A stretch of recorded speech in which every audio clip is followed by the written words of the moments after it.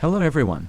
I know you used this video to fall asleep, but before you do, let me know where you're from and what time you're watching. Now just get cozy and enjoy.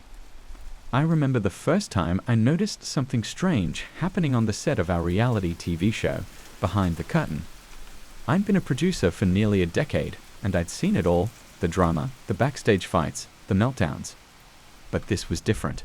This was unsettling. It started on a Monday. Mondays are always a mess. Everyone's dragging their feet, recovering from the weekend, and trying to get back into the groove. We had a new guest on the show that day, someone we hadn't booked before. His name was Victor Thorne. I didn't know much about him, other than he was some kind of paranormal investigator. My boss thought it would be a good idea to mix things up, add a little mystery to the usual celebrity gossip and reality show drama. Victor arrived on set, calm and collected. He had this eerie presence, like he knew things we didn't. I shrugged it off as part of his persona, something he'd cultivated over the years to fit his spooky line of work. But as soon as he walked in front of the cameras, the lights in the studio flickered. At first, I thought it was a simple electrical issue. The building was old, and we'd had problems before. But then the cameras started glitching. Screens went black for a few seconds, then came back on with static. I called the tech team to check it out, and they assured me everything was fine. But it wasn't. Not when Victor was on camera. During his first interview, I noticed it again. The lights dimmed and then brightened, almost as if they were reacting to his presence. I glanced at the crew, expecting someone to laugh, to tell me it was all a joke, but everyone looked just as confused as I felt.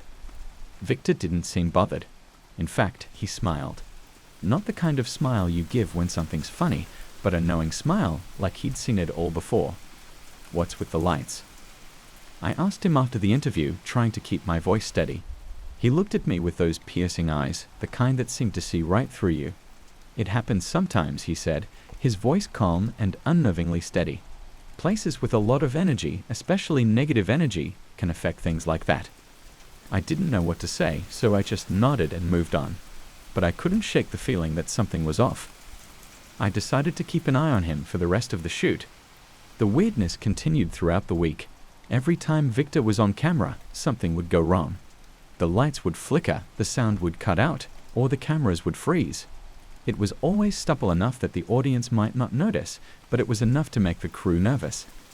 I tried to keep things professional, but I was starting to feel uneasy. I even asked the electricians to check the wiring, but they found nothing. It was as if the problems only happened when Victor was around. By the third day, I was getting complaints from the crew.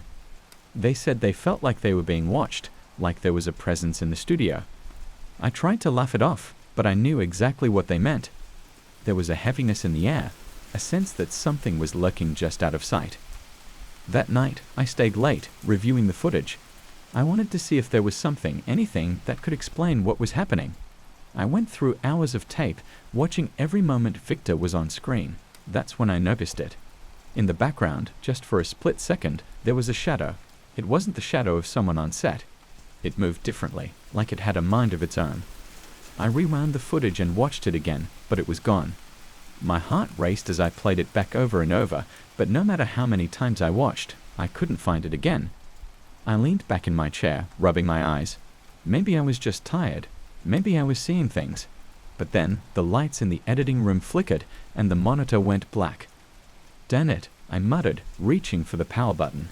Before I could press it, the screen lit up again. But it wasn't my footage on the screen anymore. It was me, sitting there in the editing room, staring at the monitor. Only, there was someone standing behind me in the reflection. A dark figure with no face, just a shadow. I whipped around, but the room was empty. I turned back to the monitor, and the image was gone. Just static. I shut everything down and got out of there as fast as I could. My heart was pounding, and my mind was racing. What the hell was going on? The next day, I considered canceling Victor's appearance, but the higher-ups wouldn't have it. The ratings had been good, and they didn't care if a few lights were flickering. But I knew it was more than that. I could feel it. When Victor arrived, I pulled him aside. "What's happening here?" I demanded, my voice trembling. He looked at me with those unsettling eyes. "There's something here," he said softly. "Something that's been waiting for a long time." I didn't know what to say. What was I supposed to do with that information? I just nodded and tried to go about my day, but I couldn't shake the feeling that something terrible was about to happen. That night, I stayed late again. I couldn't help it. I needed to know what was going on. I was going through more footage when the power went out. The whole studio went dark. I grabbed my phone and turned on the flashlight, my hands shaking. The air was thick, almost suffocating. I could barely breathe as I made my way through the darkened halls. I could feel something watching me, something following me. I made it to the control room, and as I reached for the door, I heard it.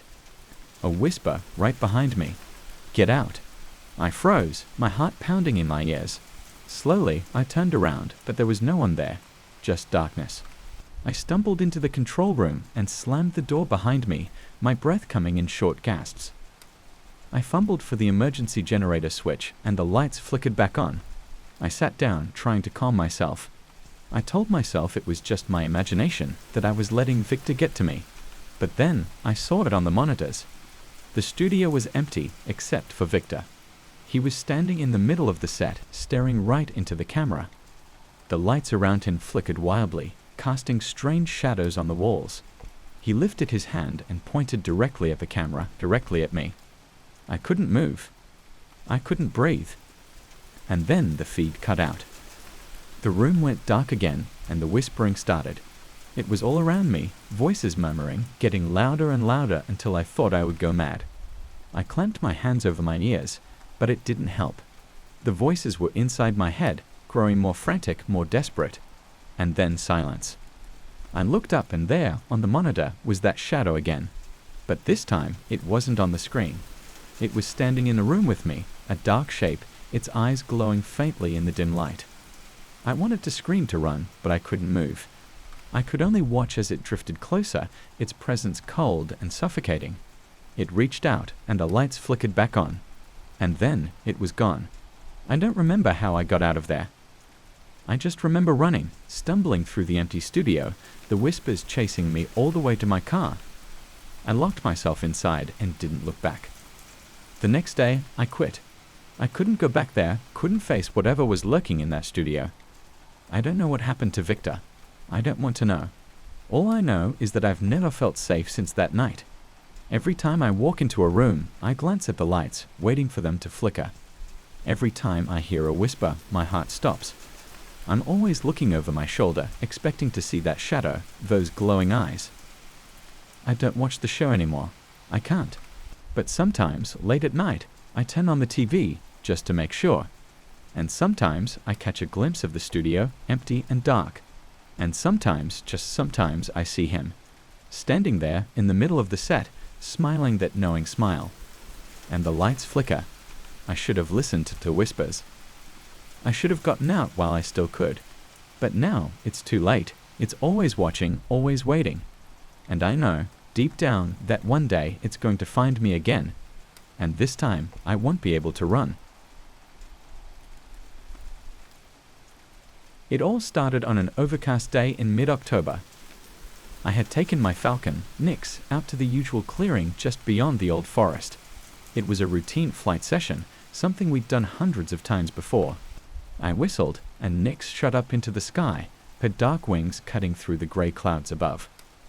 I watched her disappear into the mist, as I'd always did, trusting her to return like she always did. When Nix came back, she had something strange clutched in her talons, a feather, but not one of her own. It was longer, a deep, shimmering blue that seemed to shift colors as I turned it in my hand. It was beautiful but unsettling, unlike any bird feather I'd ever seen. I'd been a falconer for years and I knew my birds. This feather didn't match any species I could think of. I shrugged it off as a curiosity, a stray feather from some exotic bird that had somehow found its way to our little corner of the world. Nix looked fine, perched on my arm with that keen look in her eyes, as if she was saying, "What's the big deal?" So I tucked the feather into my pocket, gave Nix a piece of raw meat as a reward, and headed home. The next time it happened, I was more intrigued than concerned.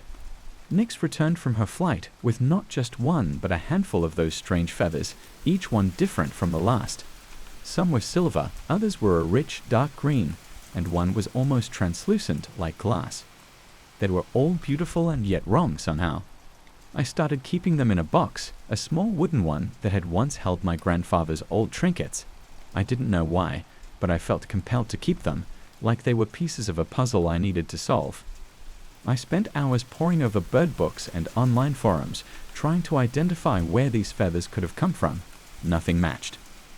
I couldn't shake the feeling that there was something Nyx was trying to show me, something she had seen high up in the sky that I couldn't comprehend. My friends thought I was overthinking it, of course. Birds pick up all sorts of things, they'd say. Probably just some lost parrots or something. But it didn't feel that way. It felt like a warning. It wasn't long before the dream started. Dark, twisted visions that left me drenched in sweat, my heart pounding like I'd run a marathon. In the dreams, I was Nyx, flying high above a landscape that was both familiar and alien. I saw forests where the trees had eyes, and mountains that whispered secrets I couldn't understand. And always, there were the Watchers. They were huge, bird-like creatures with eyes that glowed like embers. They never moved, just hovered there in the sky, watching me with an intensity that felt almost painful. I'd wake up gasping, the images burning in my mind like a brand. Nyx's behavior began to change as well. She became more restless, more aggressive during our flight sessions. She'd fly farther and stay away longer, and when she returned, she'd have more of those impossible feathers. The box was almost full now, a riot of colors and textures that shouldn't exist in our world. One day, as I was finishing up a session with Nyx, a stranger appeared at the edge of the clearing. He was tall and thin, with a gaunt face that looked like it hadn't smiled in years. He wore a long, dark coat, despite the warm weather, and his eyes were sharp, too sharp, like he was looking right through me. "That's a fine bird you have there," he said, his voice soft and almost melodic. "Falconry is an art, you know." I nodded, my hand tightening on Nyx's jesses. Something about him set me on edge, like a rabbit sensing a hawk overhead. "Yeah, it is." He glanced at Nyx, who was perched on my arm, then at the box of feathers I'd left on the ground nearby. His eyes widened slightly, and a small smile played at the corners of his mouth. "You've been collecting them, I see." "How do you know about the feathers?" I asked, my voice barely more than a whisper. His smile widened. "Those aren't just any feathers. They're a sign. A doorway to another place. You should be careful, falconer. Not all doors are meant to be opened." And just like that, he was gone, slipping back into the trees like a shadow. I stood there, stunned, my heart racing. What did he mean? A doorway to where? The next time Nyx flew, I followed her. I know it sounds crazy, but I had to know. I couldn't just stand there, watching her disappear into the sky, bringing back pieces of a world I didn't understand. I drove to the edge of the forest, where the trees grew tall and thick, and where I never dared to go before. I let Nyx take off and then followed on foot, struggling to keep her in sight as she soared above the treetops. She led me deep into the woods, to a clearing I'd never seen before. In the center of the clearing was a tree, old and gnarled, its branches twisted like the fingers of a hand. The ground beneath it was littered with feathers, more than I'd ever seen, all colors and shapes, like the fallen leaves of 100 different autumns. And there, at the base of the tree, was a hole, just big enough for a person to squeeze through. It was dark, impossibly dark, and I could feel a cold wind blowing from it, carrying with it the scent of something old and forgotten. Nyx landed beside the hole, her eyes fixed on me waiting. She wanted me to go through. I could feel it. I don't know why I did it. Maybe it was curiosity, or maybe it was the sense of inevitability that had been building in me ever since the first feather appeared. But I got down on my hands and knees and crawled into the hole. The darkness swallowed me whole, and I felt like I was falling, even though I knew I was still on solid ground. The air was thick and heavy, filled with the sound of wings beating in the distance. I kept moving, deeper and deeper, until I felt a strange sense of pressure, like I was passing through a veil. And then I was through. I emerged into a place that was both like and unlike our world. The sky above me was a deep, roiling black, and the ground was covered in those same impossible feathers, stretching out in all directions like a carpet. The trees around me were twisted and wrong, their branches reaching out like claws. And there, perched on the branches, were the Watchers. They were even more terrifying up close. Their eyes burned like molten metal, and their feathers shimmered with a light that hurt to look at. They watched me, unblinking, as I stood there, frozen with fear. I couldn't move, couldn't breathe, as they stared down at me with a hunger that I could feel in my bones. Nyx flew up to them, her wings flapping lazily as she landed on a branch near the largest of the watchers. She looked back at me, and for a moment, I thought I saw sadness in her eyes. Then the watcher reached out with one talon and plucked a feather from her wing. It was quick, almost gentle, and Nyx didn't make a sound. But I could feel the pain radiating from her, a deep, aching sorrow that made my heart break. The watcher held the feather up to the sky, and it began to glow brighter and brighter until it was blinding. And then I understood. The feathers weren't just feathers. They were pieces of their world, fragments of their power. And Nyx had been bringing them back, one by one, opening the door a little wider each time. I wanted to run, to get away from that horrible place, but I couldn't. My feet were rooted to the ground, my eyes locked on Nyx and the watchers. I knew what I had to do, but the thought of it made me want to scream. I reached into my pocket and pulled out the small knife I always carried with me. My hands were shaking so badly I could barely hold it, but I managed to steady myself long enough to cut the jesses on Nyx's legs. She looked at me, her eyes wide and unblinking, as if she couldn't believe what I was doing. "I'm sorry," I whispered, my voice breaking. "I'm so sorry." And then I threw the knife into the darkness and turned to run. I didn't look back, couldn't look back, as I sprinted through the twisted forest, the sound of wings and cries echoing behind me. I ran until my legs gave out, and I collapsed on the ground, gasping for air. When I finally found the strength to get up, I realized I was back in the clearing, the one in the real world. The hole was gone, the feathers scattered to the wind. I looked up, and there was Nyx, perched on a branch above me, watching me with those same sad eyes. I stumbled back to my truck, my mind a whirl of fear and confusion. I didn't know what had happened, didn't understand what I had seen. All I knew was that I had lost something, something I would never get back. I didn't take Nyx out for a long time after that. I couldn't. Every time I looked at her, I felt a pang of guilt, of shame for what I had done. But I knew I couldn't keep her grounded forever. She was a falcon, and she needed to fly. So one day, I took her back to the clearing, to the place where it had all begun. I let her go, watched her soar up into the sky, her wings catching the sunlight like a promise. She circled once, twice, then flew off towards the horizon. And she didn't come back. I waited for hours, calling her name, but there was nothing, just the silence and the wind rustling through the trees. I searched the forest, the fields, everywhere I could think of, but it was like she had vanished into thin air. I went home that night, exhausted and heartbroken. I sat in my living room, the box of feathers on the table in front of me, and wondered what I had done, what I had unleashed. And then the doorbell rang. I opened the door, and there was the stranger from the forest, his eyes cold and hard as steel. "You shouldn't have let her go," he said, his voice low and filled with a terrible sadness. "You've opened the door too wide." "What do you mean?" I asked, my voice trembling. "Where is she? Where's Nyx?" "I don't know how long I have. The watchers are coming, I can feel it. I can hear their wings in the distance, getting closer and closer with each passing day. I've tried to warn people, tried to tell them what's happening, but no one believes me. They think I'm crazy, and maybe I am. I keep the box of feathers by my bed, a reminder of the mistake I made, of the door I opened. I don't sleep much anymore. I'm afraid of what I'll see when I close my eyes, of the dreams that will come. I don't know what will happen when they find me, but I know it won't be good. I can feel it in my bones, in the cold wind that blows through my house at night. They're coming, and there's nothing I can do to stop them. So I wait, and I hope that when they come, it will be quick.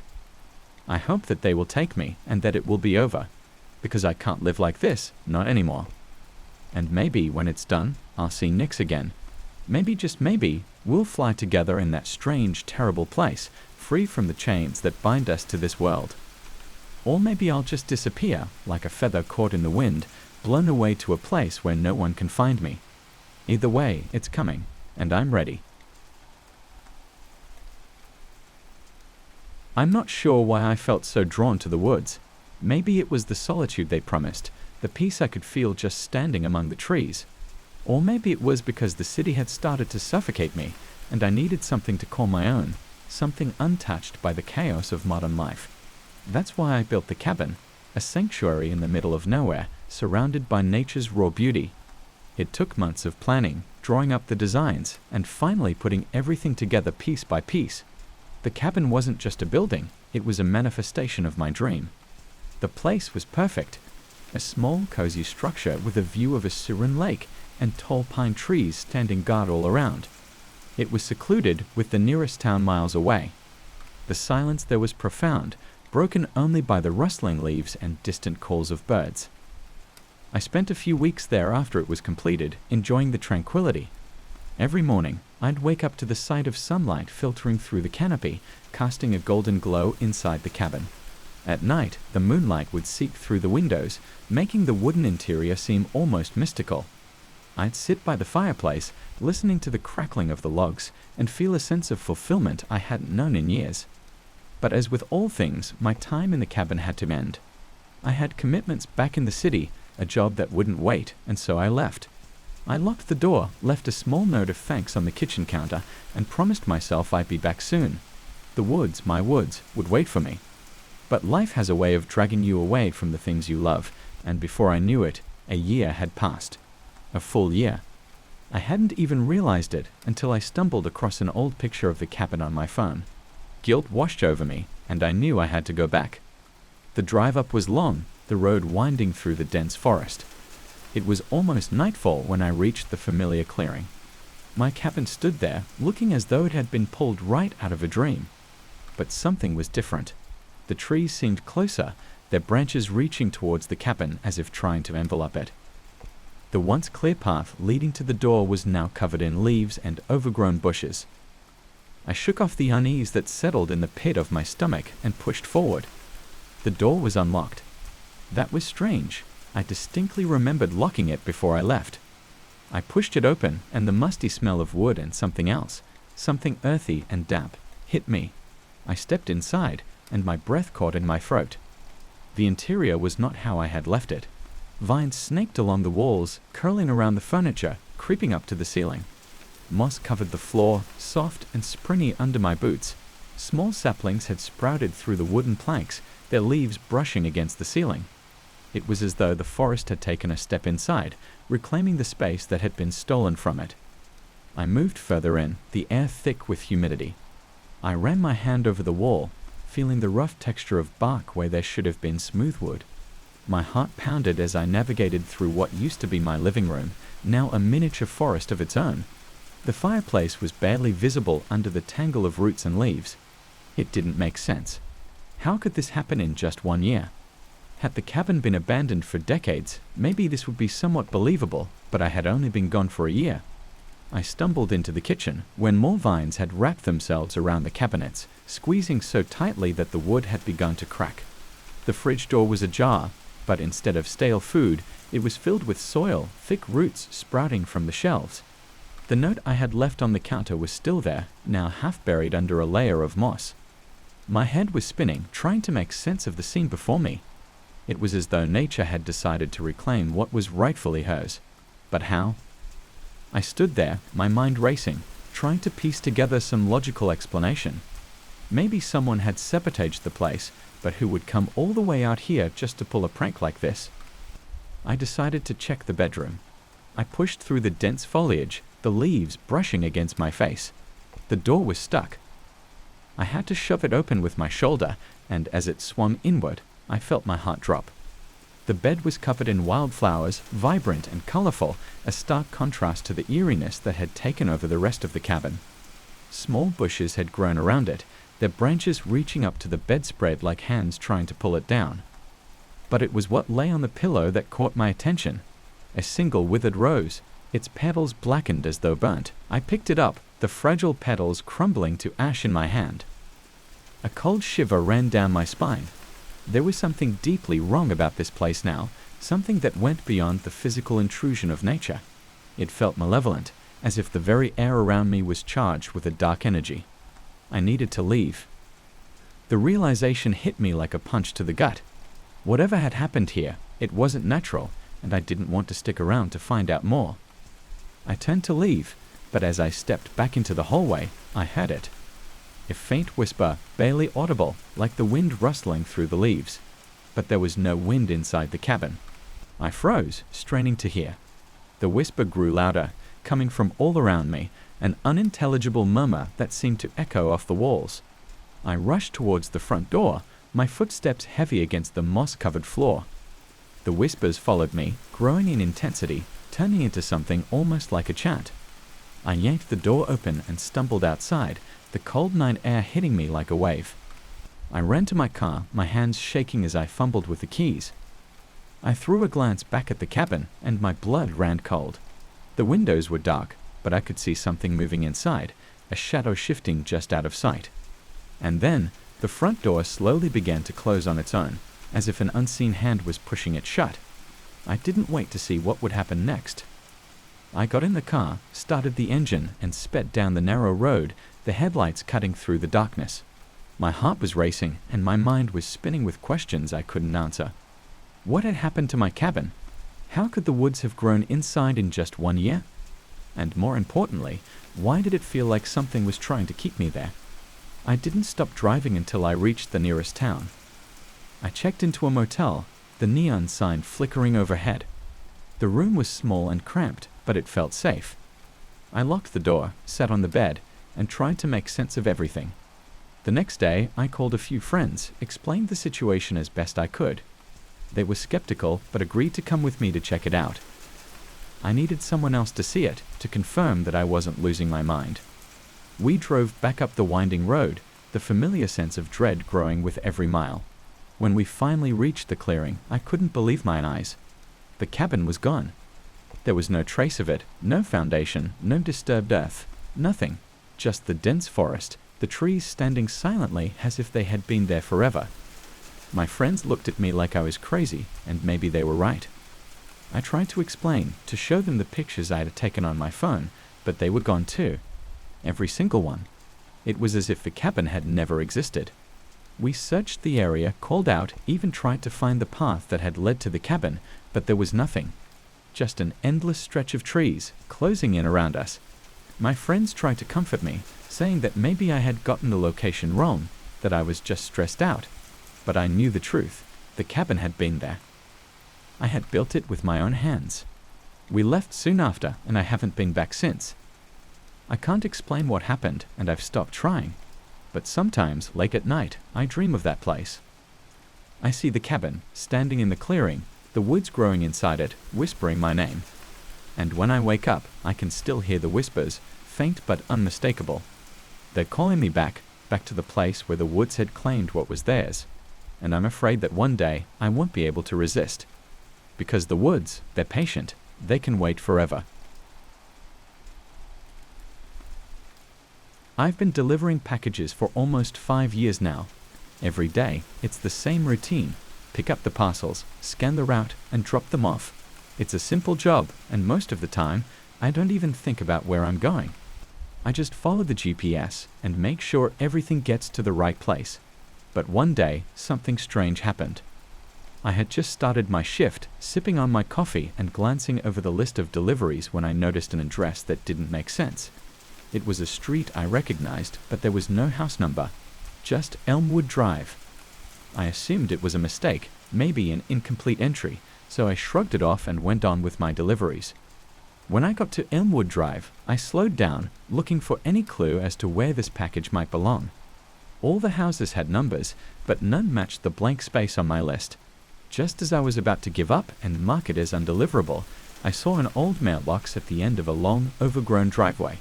No house number, just eerie written in faded letters. Well, this must be it, I thought, though it seemed odd. I got out of the truck, package in hand, and walked up the driveway. The house came into view as I approached, an old Victorian-style building, paint peeling, windows dark. It looked abandoned, but the lawn was freshly mowed, and the flowers in the garden were in full bloom. Someone lived here, or at least someone took care of the place. I knocked on the door, but no one answered. There was a small table on the porch, so I left the package there, took a photo for proof of delivery, and went back to my truck. As I drove away, I felt a strange chill, like someone was watching me. The next week, I had another delivery to their house. This time, I felt a little more comfortable, but I still couldn't shake the feeling that something wasn't right. I went through the same routine, drop the package on the porch, take the photo and leave. But this time, as I was walking away, I thought I heard a faint whisper. I stopped and turned around, but no one was there. I laughed at myself, feeling silly for getting spooked by nothing, and got back in the truck. But the whisper stayed with me, echoing in my mind. I tried to convince myself it was just the wind or my imagination, but deep down I knew something was off. Weeks passed, and the deliveries to their house became a regular part of my route. Each time I felt more uneasy, but I tried to ignore it.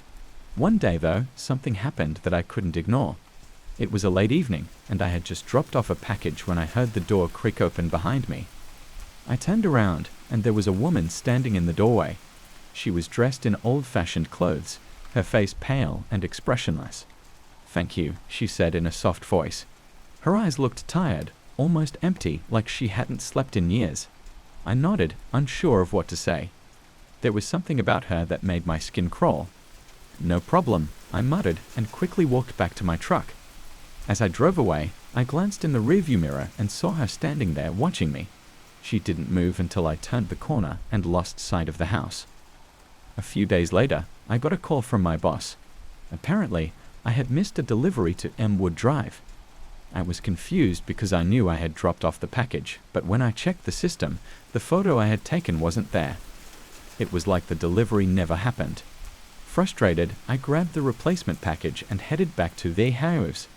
The woman wasn't there this time, but as I set the box down, I noticed something strange. There, on the porch, was the original package. Unopened, untouched, like it had been sitting there for days. I picked it up, feeling a cold shiver run down my spine. How could it be here if I had never delivered it?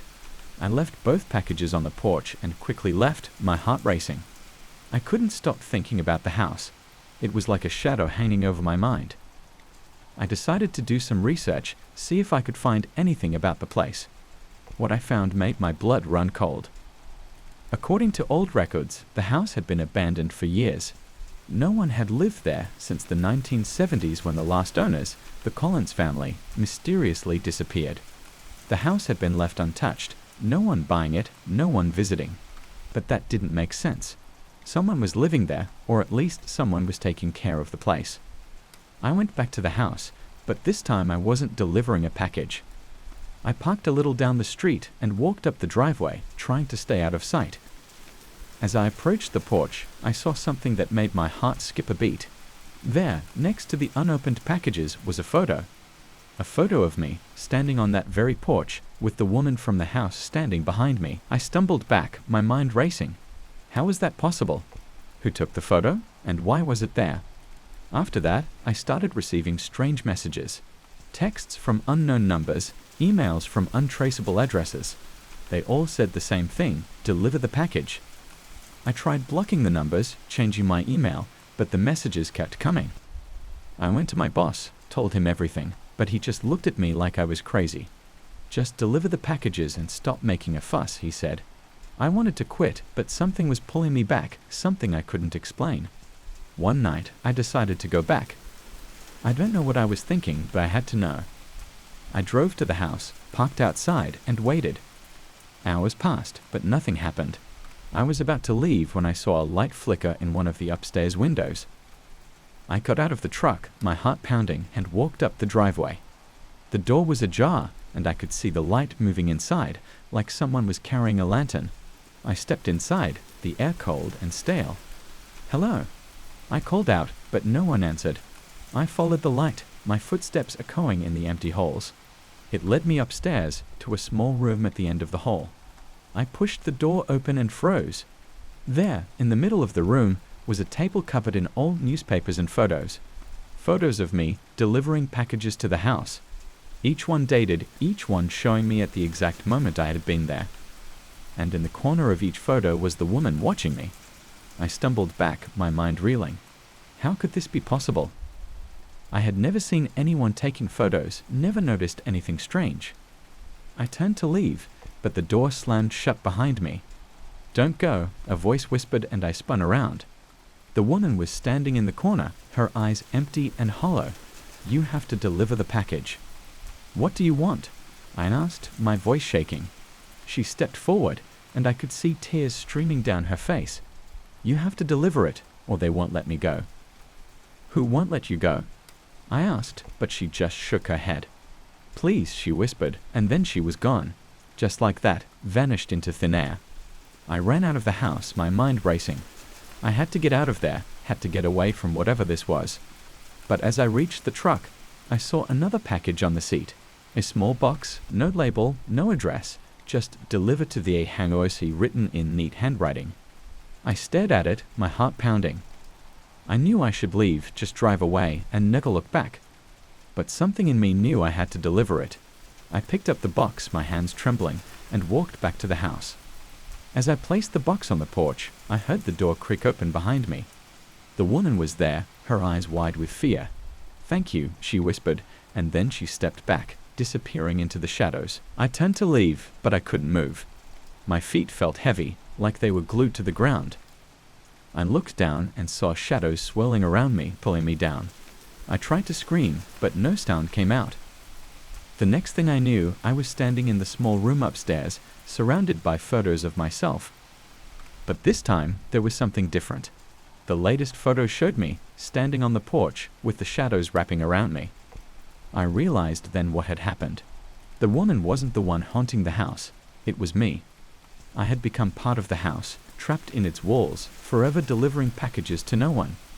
Days passed, or maybe it was weeks. Time didn't mean anything anymore. I watched as new delivery drivers came and went, dropping off packages and leaving, just like I had. I tried to warn them, tried to tell them to leave, but they never saw me. I was just a shadow, a ghost in the house with no number. One day, I saw the woman again. She was standing in the hallway, looking at me with sad eyes. "I'm sorry," she whispered. "I didn't mean for this to happen." I wanted to ask her what she meant, but she was gone before I could speak. I looked down at the photo in my hand, the one showing me on the porch. But this time, there was something new in the picture. A shadow standing next to me, a shadow that looked just like the woman. I understood then. She had been trapped here too, a victim of the house just like me. And now, we were both part of its curse, forever delivering packages to a house with no number, forever waiting for someone to set us free. But no one ever would, because the house was hungry, and it needed us. It needed our fear, our confusion, our pain. And so, we stayed, trapped in the endless loop, delivering packages to the house that shouldn't exist. If you ever find yourself on Elmwood Drive and you see a house with no number, don't stop.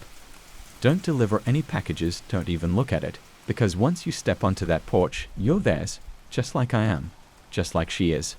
And we'll be waiting for you, ready to take your place, ready to finally be free. But you won't be, because this house is hungry, and it never lets go. I've always been good at what I do, some might even say exceptional. You don't get to be a professional athlete without putting in the time, sweat, and tears. I dedicated my life to the sport, sacrificing my social life, my health, and sometimes even my sanity. But it was worth it. Every time I stepped onto the field, I felt alive. The roar of the crowd, the adrenaline pumping through my veins, it's what I lived for. But then something changed. It started small, like most things do. At first, it was just a shadow. During practice, I'd see it out of the corner of my eye, a flicker of movement that didn't belong. I brushed it off, thinking it was just my mind playing tricks on me.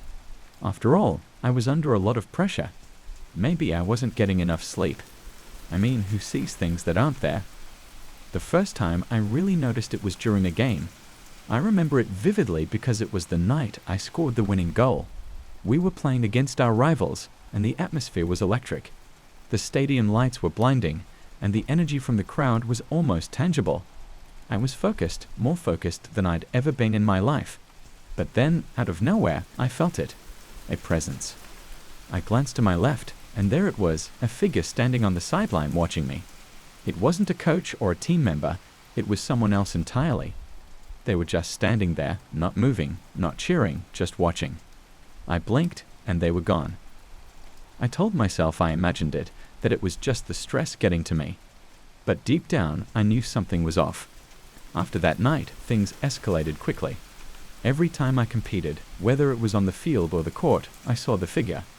Always in the same spot, always watching me. They never moved closer, never spoke, just stood there with an air of stillness that made my skin crawl. I tried to ignore it, to convince myself that it wasn't real. But no matter how much I tried to deny it, the figure was always there, a constant, unyielding presence. I began to lose sleep. Every night, I'd lie awake, staring at the ceiling, thinking about that figure. Who were they? What did they want? And why were they following me? I couldn't tell anyone. Who would believe me? Hey coach, I keep seeing a creepy figure watching me during games. Doesn't exactly scream mental stability. I thought about quitting more times than I'd like to admit, but I couldn't bring myself to do it.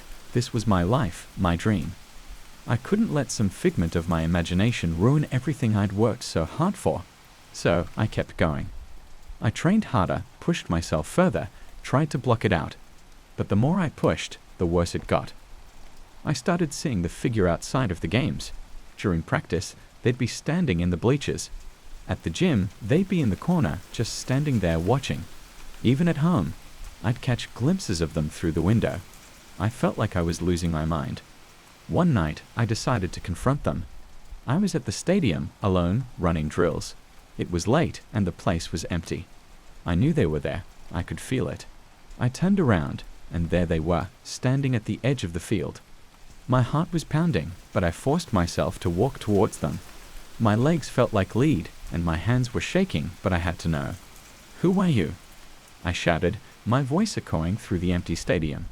They didn't respond, didn't move. I was close enough now to make out their features, but something wasn't right. Their face was blurry, like looking at a reflection in a fogged-up mirror. It was as if they didn't have a face at all. Just a shape, a presence. "What do you want from me?" I yelled again, my voice breaking. I was scared, more scared than I'd ever been in my life.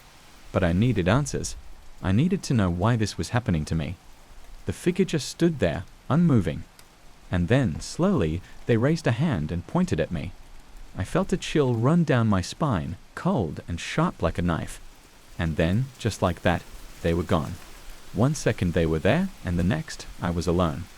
I stood there, trembling, trying to make sense of what had just happened. But there was no sense to be made. I felt a deep, overwhelming sense of dread, like something terrible was going to happen. I couldn't shake the feeling, no matter how hard I tried. After that night, things got worse. I started having nightmares. Dark, twisted dreams where I was running, always running, but I could never get away. The figure was always there, chasing me, their faceless form looming over me. I'd wake up drenched in sweat, my heart racing, unable to breathe. I stopped competing. I told my coach I was injured, but the truth was, I was too scared to step onto the field. I was afraid of what I might see, of what might happen. I felt like I was trapped in a nightmare I couldn't wake up from. My friends noticed something was wrong, but I couldn't tell them the truth. How could I? They'd think I was crazy. Maybe I was. Maybe I'd finally cracked under the pressure. But deep down, I knew it was real. The figure was real, and they weren't going away. One night, I decided I'd had enough. I couldn't live like this anymore. I was going to confront them once and for all. I drove to the stadium, my hands gripping the steering wheel so tightly my knuckles turned white.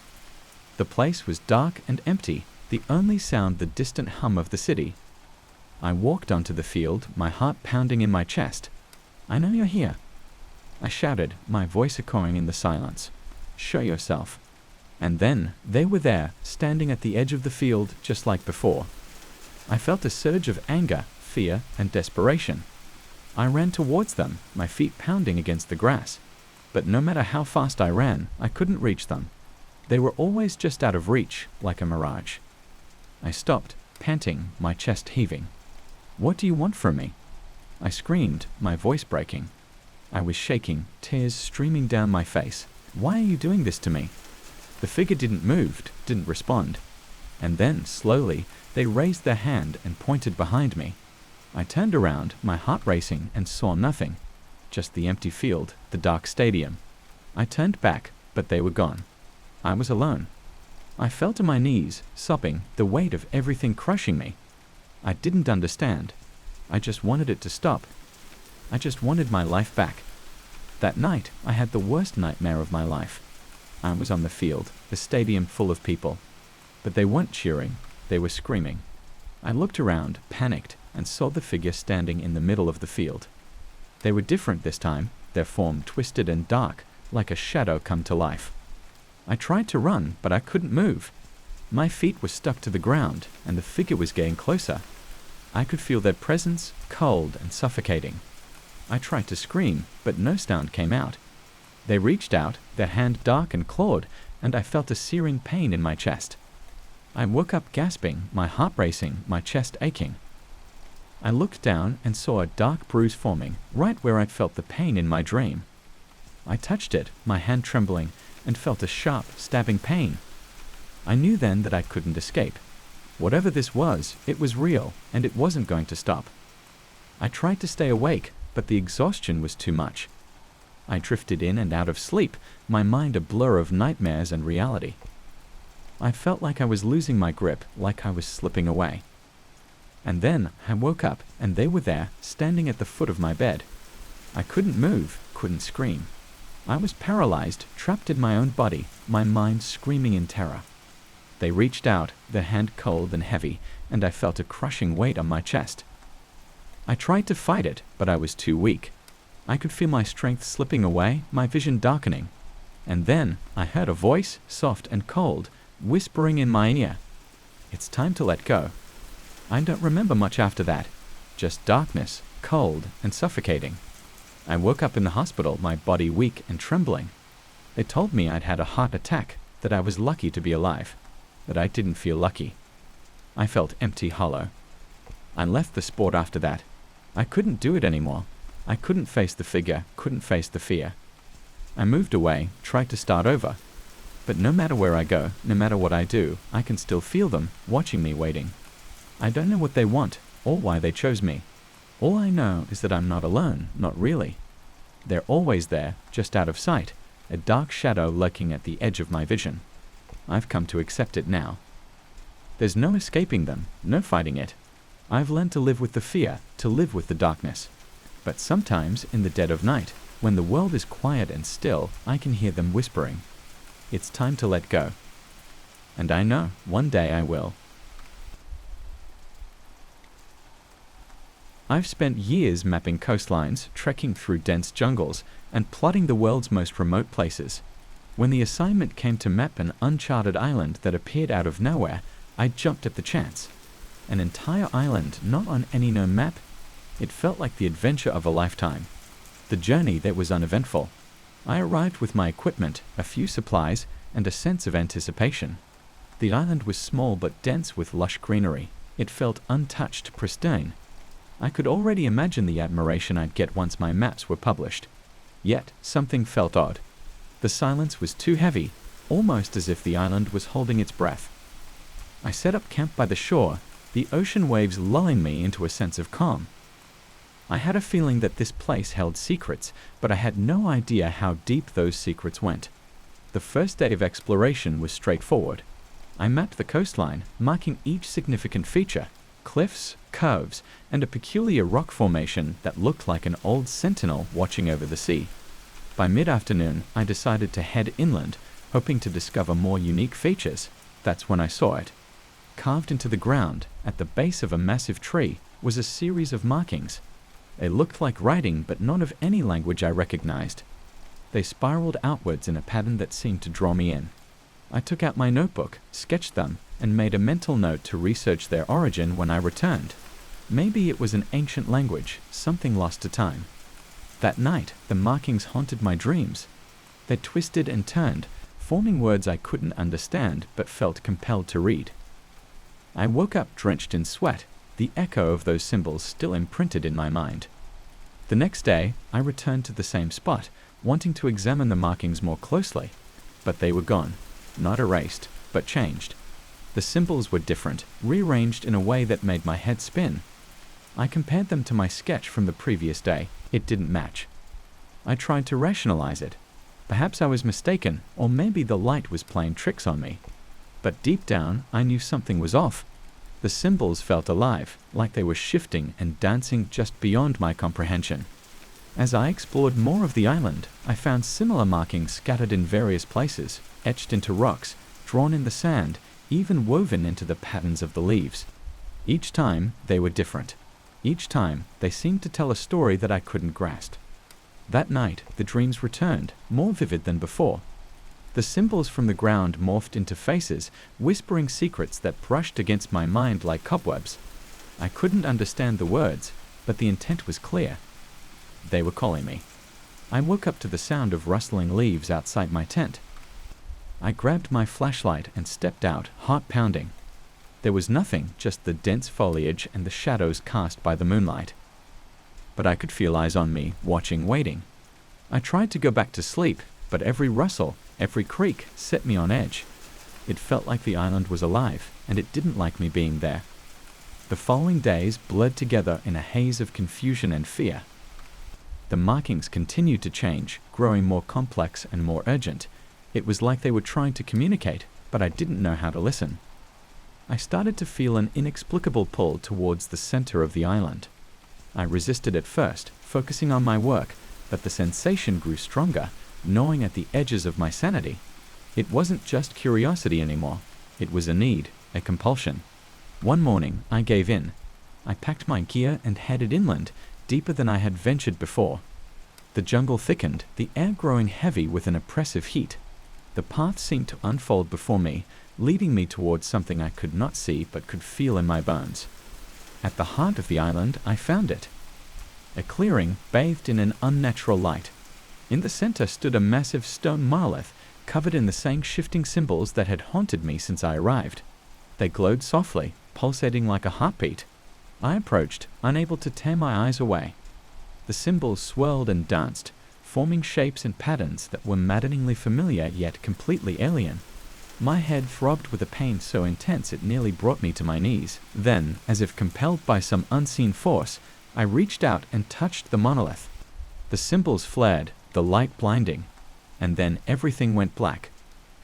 I don't know how long I was out. When I came to, I was lying at the base of the monolith, my hand still resting on its cold surface. The symbols had stopped shifting. Instead, they'd formed a clear pattern, one I could almost understand. It was a map, not of the island, but of something else. Something vast and incomprehensible. It felt like it was showing me the island's purpose, its place in a much larger, darker scheme. I stumbled back, fear clawing at my throat. I needed to leave, to get off this island and never look back. But as I turned, I realized the truth. There was no leaving. The island had me, and it wasn't going to let go.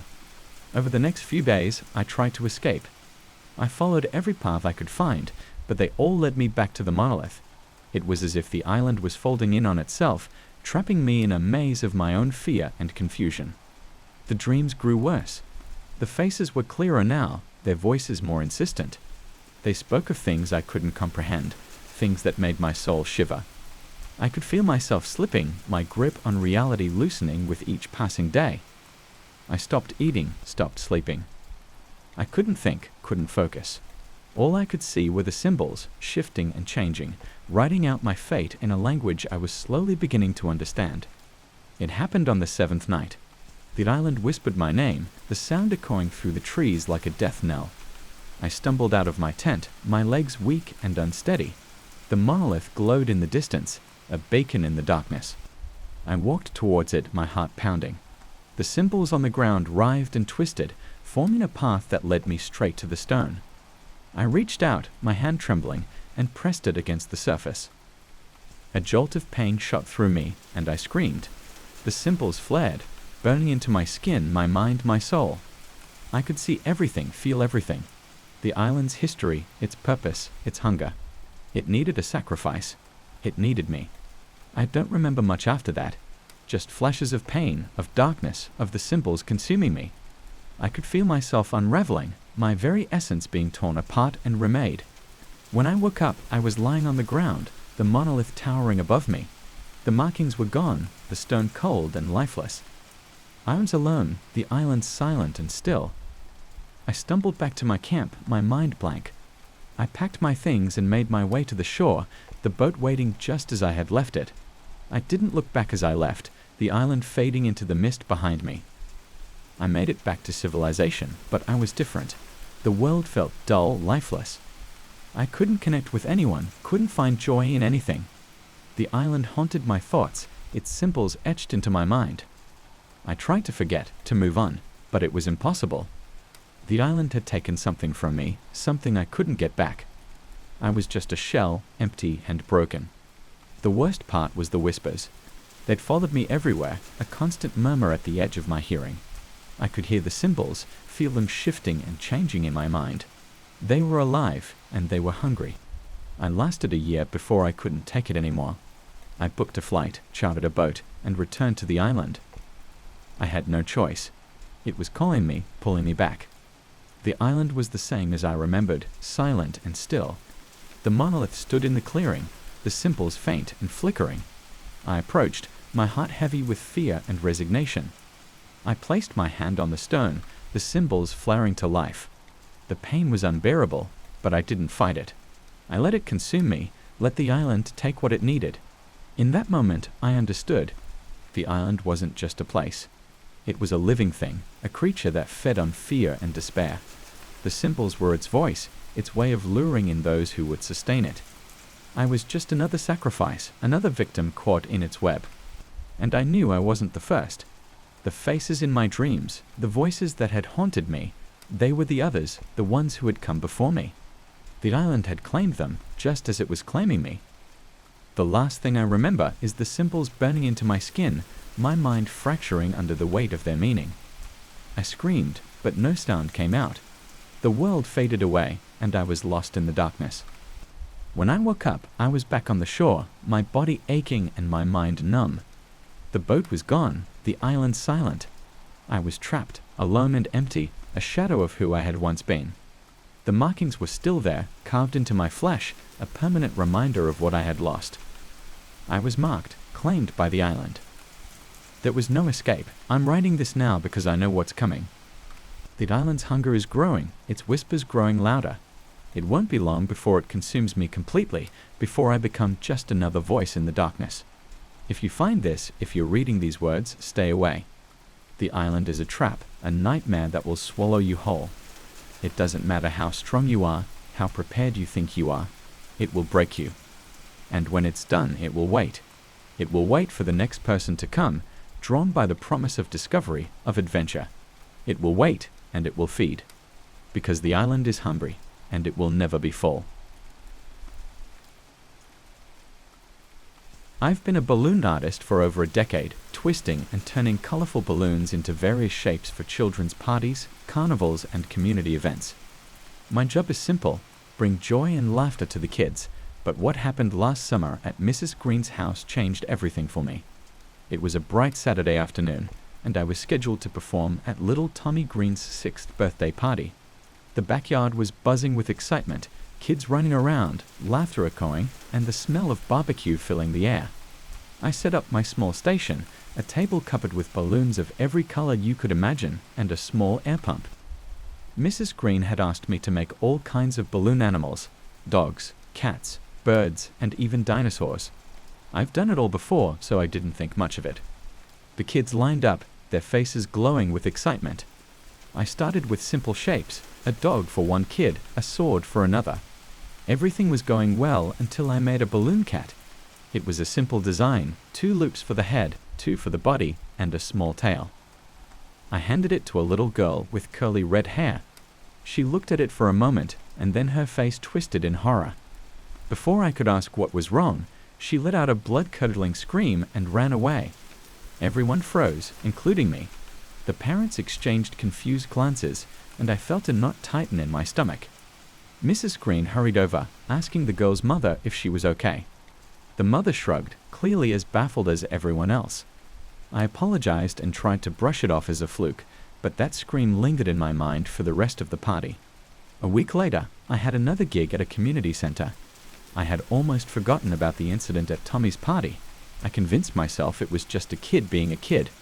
Maybe she didn't like cats, or maybe she had some bad experience I didn't know about. I wasn't going to let one strange incident affect my work. The party was in full swing, and the kids were just as excited as they always are. I was in the zone, twisting balloons into swords, hats, and flowers. Then a little boy with glasses asked for a balloon cat. My heart skipped a beat, but I nodded and started working. As soon as I handed him the balloon, a girl standing nearby let out a scream, identical to the one I had heard the previous week. She dropped her cup of juice and bolted, her face pale as a ghost. Her mother, looking alarmed, rushed after her. My hands shook as I deflated the remaining balloons, my mind racing. What were the odds? 2 parties, 2 different kids, but the exact same reaction to the same balloon shape. It couldn't be a coincidence. Over the next few weeks, I started paying more attention. I was careful not to make any balloon cats unless specifically requested. But whenever I did, no matter where I was, at least one child would scream and run away in terror. It didn't matter if it was a small gathering or a big event, there was always that one kid. The thing is, I never saw the same child twice. Different faces, different places, but the same scream, the same fear. I became obsessed with it. I started taking notes, recording the dates, times, and locations of each incident. But there was no pattern I could see, just the same reaction over and over again. I even tried changing the design slightly, thinking maybe it was something about the way I made the balloon. I made the head smaller, the tail longer, but it didn't matter. As soon as the balloon cat was completed, there would be a scream. My curiosity turned into an obsession. I started researching local legends and myths, anything that could explain what was happening. I dug through old newspaper archives, scoured the internet, and even visited a few psychics, but I found nothing. No stories about cursed balloon animals or haunted birthday parties. It was as if this phenomenon was unique to me. One night, while scrolling through an online forum about urban legends, I stumbled upon a post from someone claiming they saw a balloon cat in their nightmares.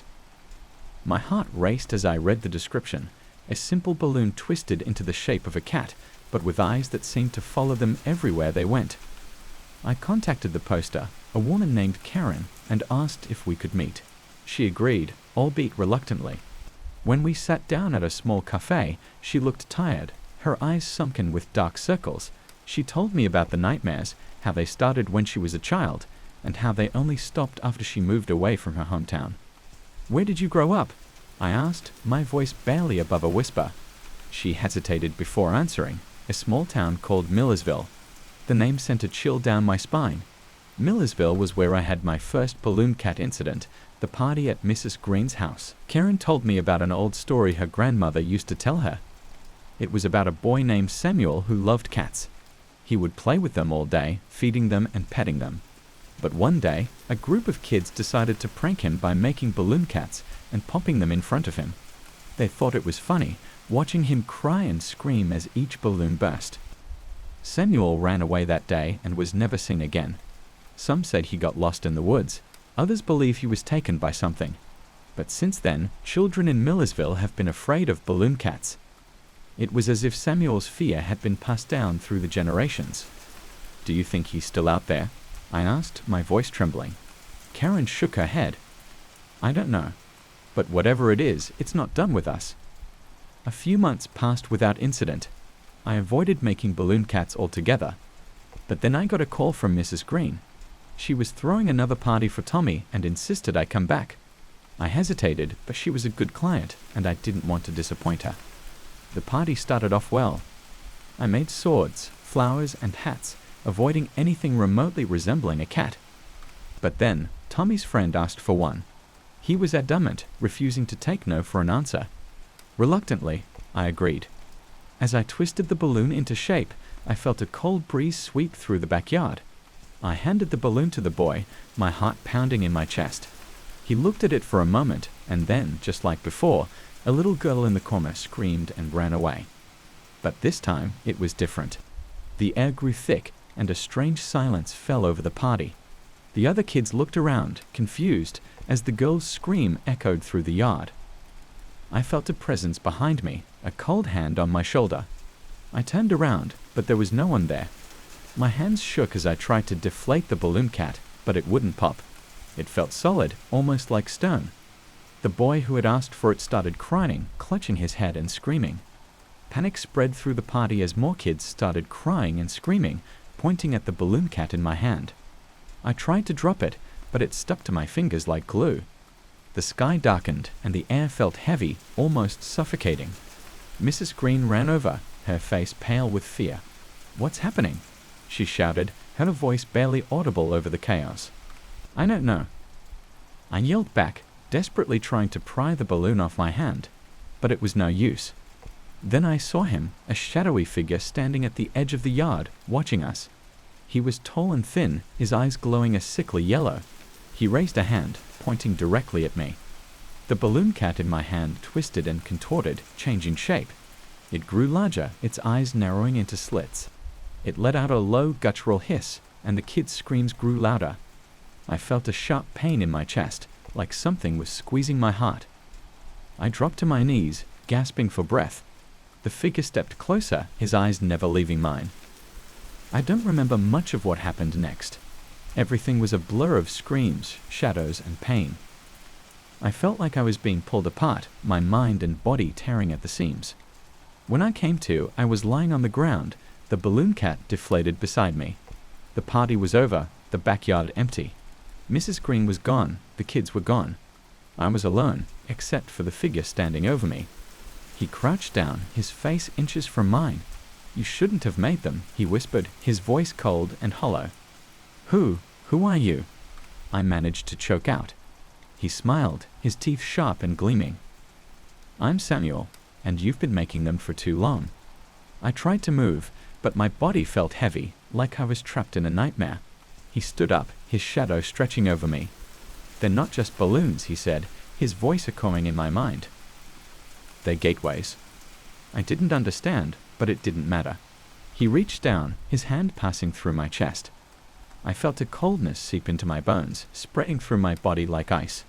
"Say goodbye," he whispered, and then everything went dark. When I woke up, I was in a hospital bed. My chest ached, and my head felt like it was filled with cotton. The doctors told me I had a heart attack, but I knew better. I remembered everything. Samuel, the balloon cat, the fear in the children's eyes. I tried to explain what happened, but no one believed me. They said it was stress, that I had overworked myself, but I knew the truth. I quit my job as a balloon artist after that. I couldn't bring myself to touch another balloon, not after what happened. I moved away from Millersville, hoping to leave it all behind. But sometimes, late at night, I hear the sound of balloons popping, and I remember Samuel's eyes, watching me from the shadows. A few months after I moved, I got a letter in the mail. It was from Mrs. Green. She apologized for what happened at the party and invited me to visit her new house. She had moved to, wanting to start fresh. I almost threw the letter away, but something stopped me. I decided to visit her to get some closure. When I arrived at her new house, she greeted me with a smile, but there was something off about it. We sat in her living room, drinking tea. She asked me how I was doing, if I was okay. I told her I was fine, but I could feel her eyes watching me, studying me. Then I saw it, a balloon cat sitting on the mantel, its eyes glinting in the dim light. My heart raced, and I stood up, knocking over my chair. "Why do you have that?" I demanded, pointing at the balloon. Mrs. Green's smile widened, and she stood up, walking over to the mantel. She picked up the balloon cat, holding it gently in her hands. "I didn't make it," she said, her voice low and cold. "He did." She squeezed the balloon, and it popped, a dark mist swirling out of it. I felt a sharp pain in my chest, and I stumbled back, gasping for air. "He's not done with you," she whispered, her eyes glowing a sickly yellow, "and he never will be."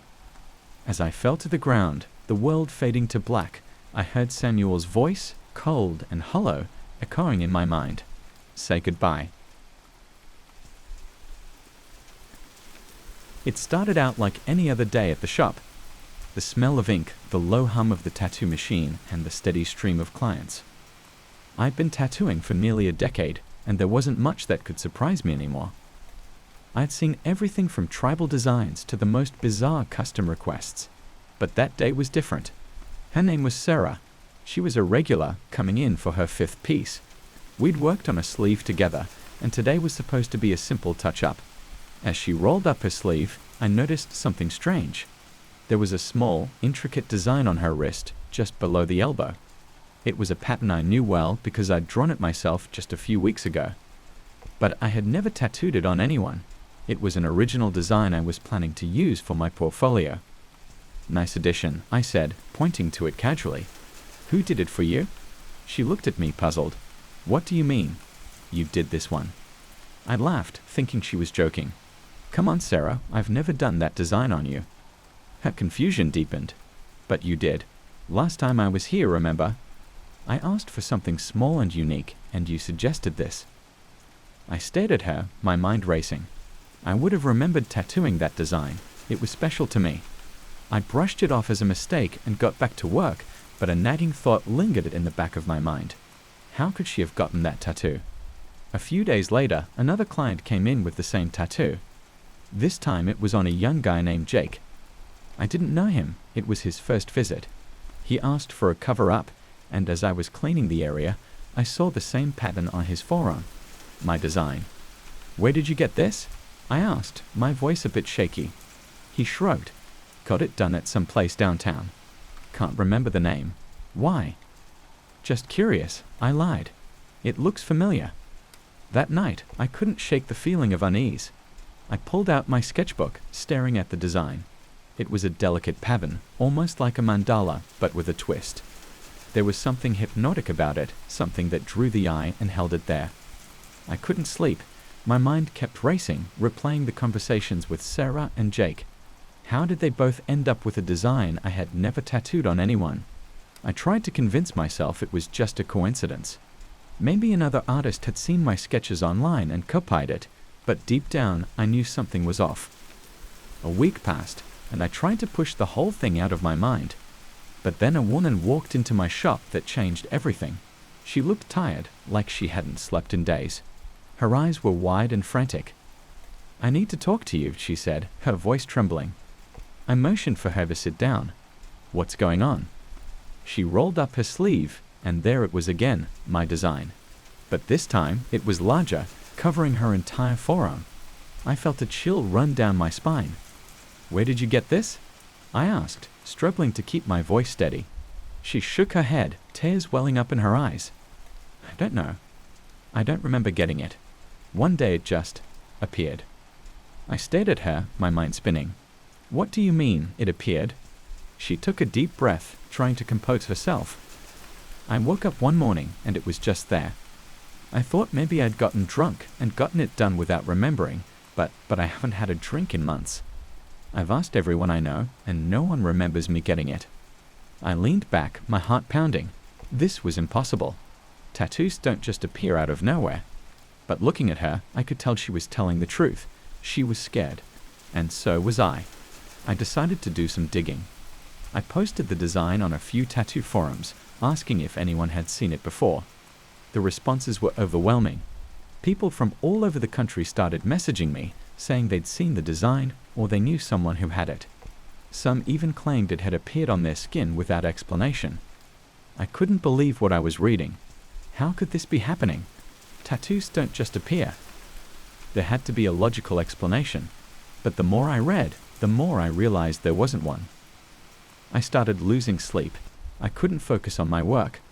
All I could think about was that design and how it was spreading like a virus. I began to fear that maybe I was the one spreading it. But how? I reached out to a friend of mine, an old-timer in the tattoo community who knew everything there was to know about the art and its history. I told him what was happening, and he listened without interrupting. When I was done, he was silent for a long time. You ever heard of a cursed design? He asked finally. I laughed, but it was a nervous, hollow sound. You're kidding, right? I'm serious, man, he said. There are stories, legends about certain designs that have a life of their own. Designs that are more than just ink and skin. They say some artists can put a piece of their soul into their work, and if that piece is tainted. He trailed off, and I felt a shiver run down my spine. Tainted how? Dark thoughts, evil intentions, that kind of thing. Maybe something you drew while you were angry or hurt. Those emotions can become part of the design, and then it takes on a life of its own. I thought back to when I had created the design. It had been during a rough time in my life. I'd been dealing with a breakup, feeling lost and angry. I remembered pouring all my frustration into that sketch, letting my emotions guide the pen. Could that really be it? The messages from strangers continued to flood in. Some were desperate, asking if I knew how to get rid of the tattoo. Others were angry, accusing me of playing some sick joke. But the ones that scared me the most were the warnings. People began describing strange occurrences after the tattoo appeared. They talked about nightmares, seeing shadows that weren't there, hearing whispers in the dark. One man even claimed that the tattoo moved, changing shape when he wasn't looking. I tried to brush it off, telling myself it was just people getting carried away. But deep down, I knew there was more to it. This design, my design, was doing something to people, and it was getting worse. One night, as I was closing up the shop, the doorbell rang. I turned to see a man standing in the doorway, his face pale and gaunt. He walked in without a word, rolling up his sleeve to reveal the design etched into his skin. "You need to help me," he said, his voice barely a whisper. I swallowed hard. "What's happening?" He shook his head, his eyes wild with fear. "It's killing me." I stared at him, my heart pounding. "What do you mean?" He pointed to the tattoo. "It's growing. Every day it gets bigger, and I get weaker. I can't eat, I can't sleep. It's like it's sucking the life out of me." I looked at the tattoo, and sure enough, it was larger than any I'd seen before. It twisted around his arm, the lines darker and more intricate than I remembered. I've been to doctors, priests, anyone I thought could help. No one can do anything. It's like it's part of me now, and it won't stop until... He trailed off, his eyes pleading. "Please, you have to help me." I had no idea what to do. How do you stop a tattoo? I felt a surge of guilt. This was my fault. Somehow, I had created this thing, and now it was hurting people. I spent the next few days researching everything I could about cursed designs, tattoos, anything that might explain what was happening. I even tried reaching out to a few people who claimed to be experts in the supernatural, but none of them had any answers. Desperate, I decided to try removing the tattoo myself. The man came back to the shop, looking worse than before. I explained what I was going to do, and he nodded, his eyes hollow. I spent hours trying to remove the tattoo, using every technique I knew. But no matter what I did, the ink wouldn't fade. It was like it was part of his skin, part of his very being. I watched in horror as the lines twisted and writhed under his skin, almost as if they were alive. Finally, exhausted and terrified, I gave up. The man looked at me, his face pale and drawn. "I'm going to die, aren't I?" I didn't know what to say. I wanted to tell him everything would be okay, that I'd find a way to fix this, but I couldn't lie to him, not when I didn't even believe it myself. After that night, everything changed. The reports of the design spreading increased, and more people began showing up at my shop, begging for help. Some had the design in places they couldn't even see, like the middle of their back or the back of their neck. Others claimed it was appearing on their children, their friends, people who had never even met me. I felt like I was losing my mind. I couldn't eat, I couldn't sleep. All I could think about was that cursed design and how it was destroying people's lives, my life. I shut down the shop, barricading myself inside. I couldn't face the outside world, couldn't face the people I had hurt. I spent my days staring at the design in my sketchbook, trying to figure out what I had done, how I had created something so evil. And then the nightmares started. Every night, I dreamed of the design. It twisted and turned, growing larger and more complex. It covered my walls, my floors, my skin. I would wake up drenched in sweat, feeling like I couldn't breathe. In the dreams, I saw the people who had come to me for help. Their faces were pale and gaunt, their eyes hollow. They reached out to me, begging for help, but I couldn't do anything. I was trapped, surrounded by the design, suffocating under its weight. I started to fear sleep, staying awake for days at a time until I couldn't take it anymore. I would collapse into bed, exhausted, only to be dragged back into the nightmare. One night, as I lay in bed, too tired to keep my eyes open, I had a sudden realization. The design wasn't just a tattoo. It was a piece of me, a piece of my soul. All the anger and pain I had felt when I created it had somehow become part of it, giving it life, giving it power. I sat up, my heart pounding. If that was true, then maybe I could stop it. Maybe I could take it back, absorb it somehow. It was a desperate idea, but I had to try.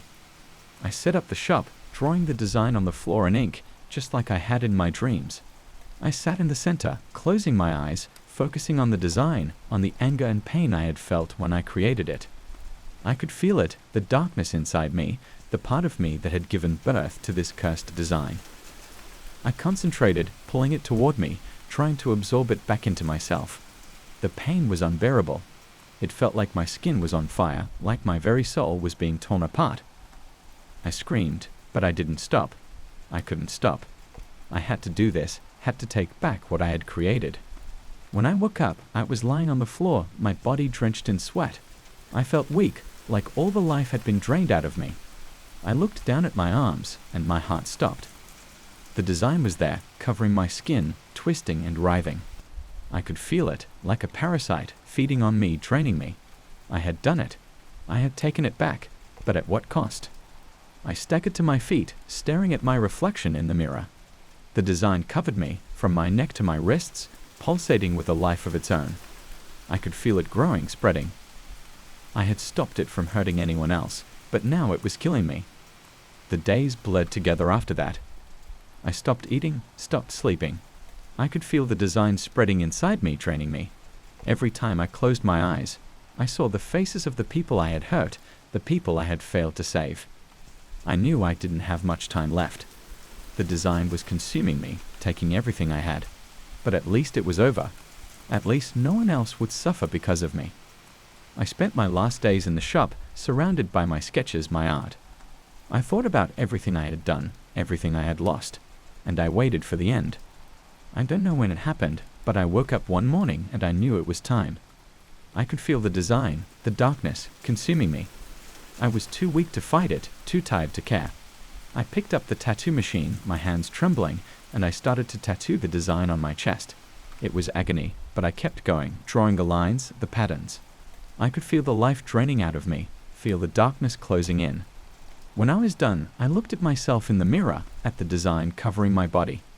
I had taken it back, all of it, and now it was over. As I lay down on the floor, I felt a strange sense of peace. The design was mine now, and I was taking it with me. I closed my eyes, and the darkness swallowed me whole. And then there was nothing. The shop stayed closed for weeks before anyone found me. By then, the design had faded, leaving nothing but a pale outline on my skin. They said it looked like I had been dead for days, but I knew the truth. I had been dying for much longer than that.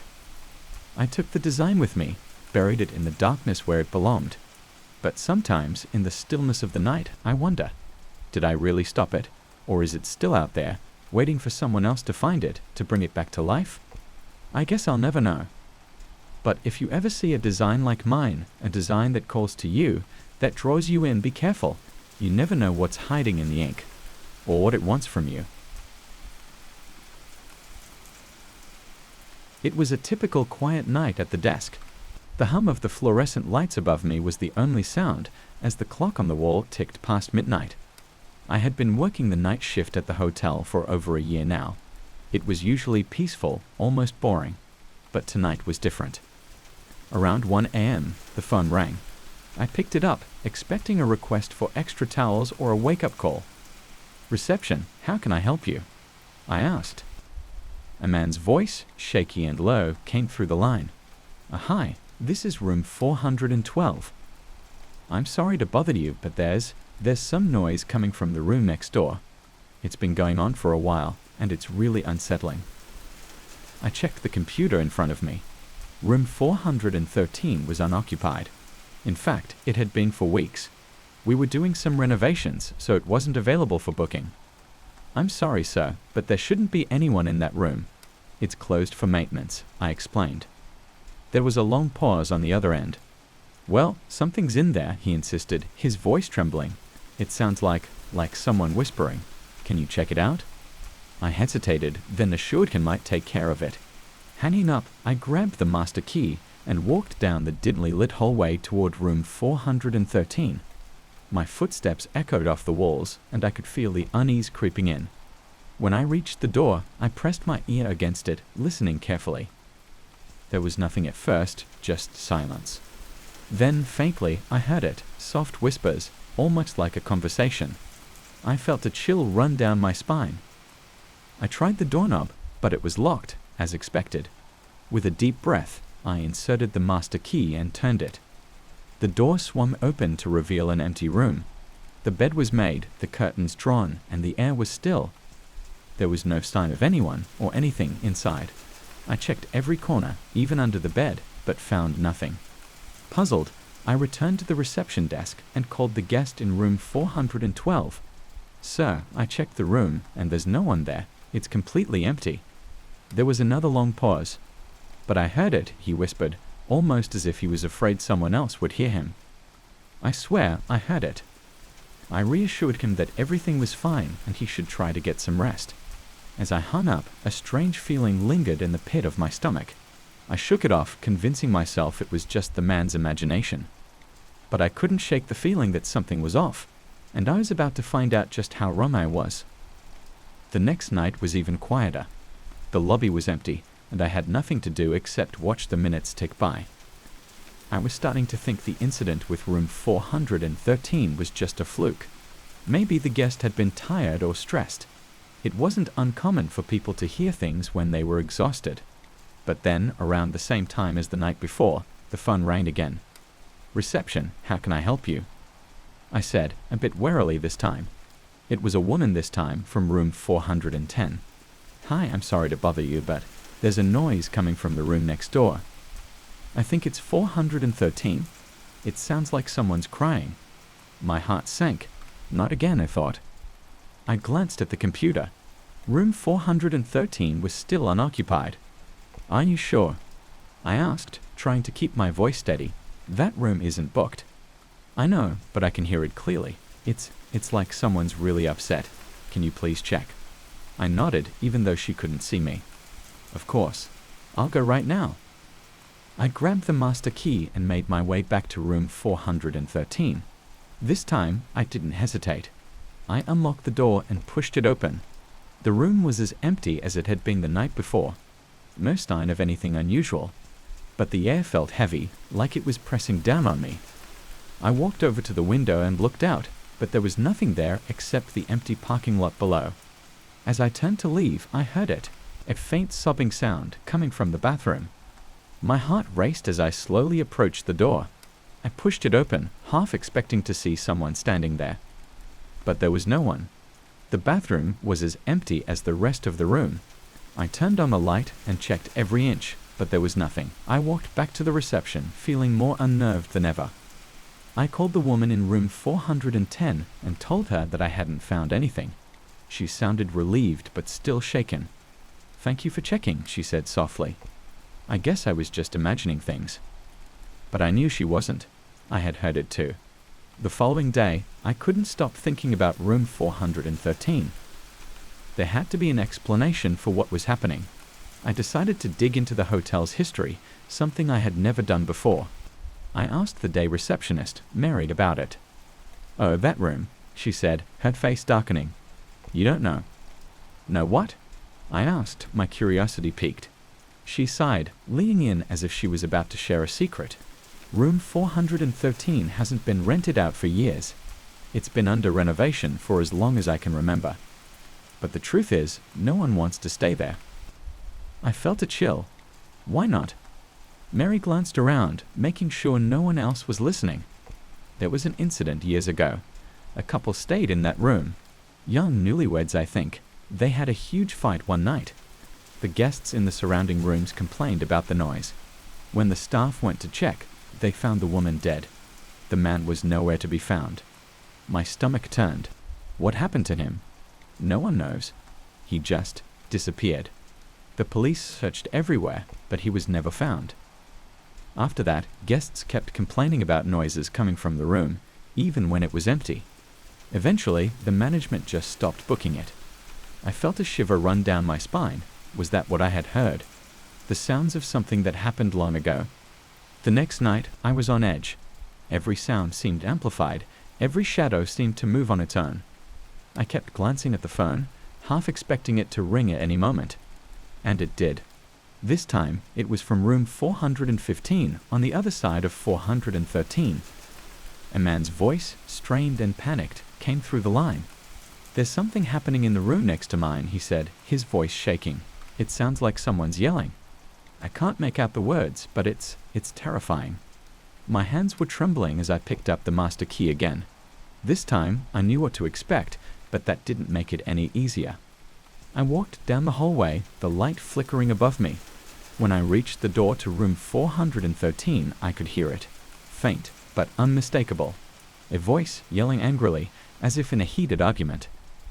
I couldn't make out the words, but the tone was filled with rage. I unlocked the door, my heart pounding in my ears. The room was dark and empty, just like before. But the air was thick with something I couldn't explain. I felt like I was being watched. I turned on the light and stepped inside. The yelling had stopped, replaced by an eerie silence. I checked the bathroom, the closet, even the balcony. There was no one there. But the feeling of being watched didn't go away. I left the room quickly, my heart racing. I called the guest in room 415 and told him everything was fine, though I knew he wouldn't believe me. I barely believed it myself. The next night, I was determined to get to the bottom of this. I brought a small mirror from home, thinking that if there was something in room 413, maybe I could catch a glimpse of it. I know it sounds silly, but I was desperate.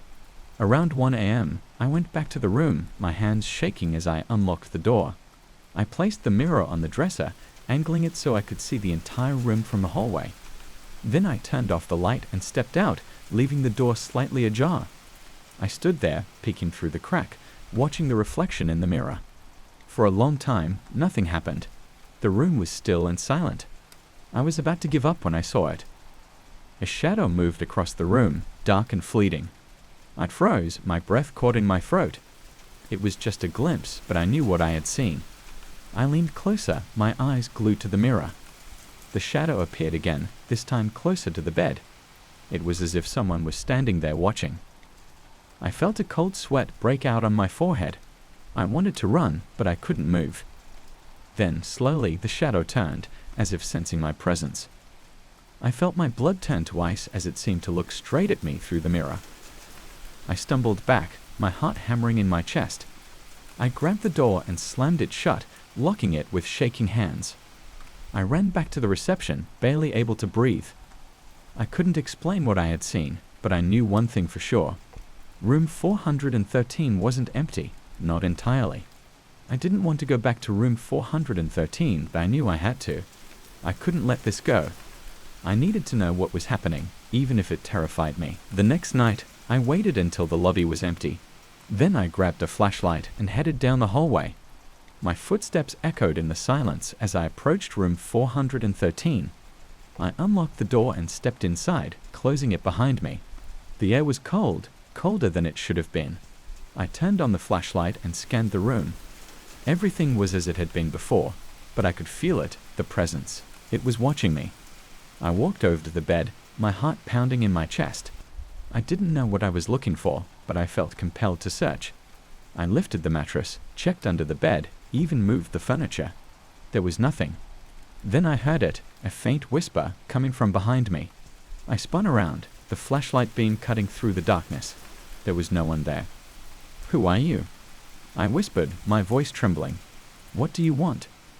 There was no answer, just silence. I felt a cold breeze brush against my cheek, and I shivered. I knew I should leave, but I couldn't move. Then suddenly, the room seemed to shift. The walls closed in, and the air grew thick. I felt a pressure on my chest, like something was squeezing the life out of me. I stumbled back, gasping for air. I turned and ran to the door, fumbling with the lock. My hands were shaking so badly that I could barely get it open. When I finally managed to unlock it, I threw the door open and stumbled into the hallway. I collapsed against the wall, my heart racing. I didn't know what had just happened, but I knew I couldn't go back in there, not alone. I knew I should quit, but I couldn't.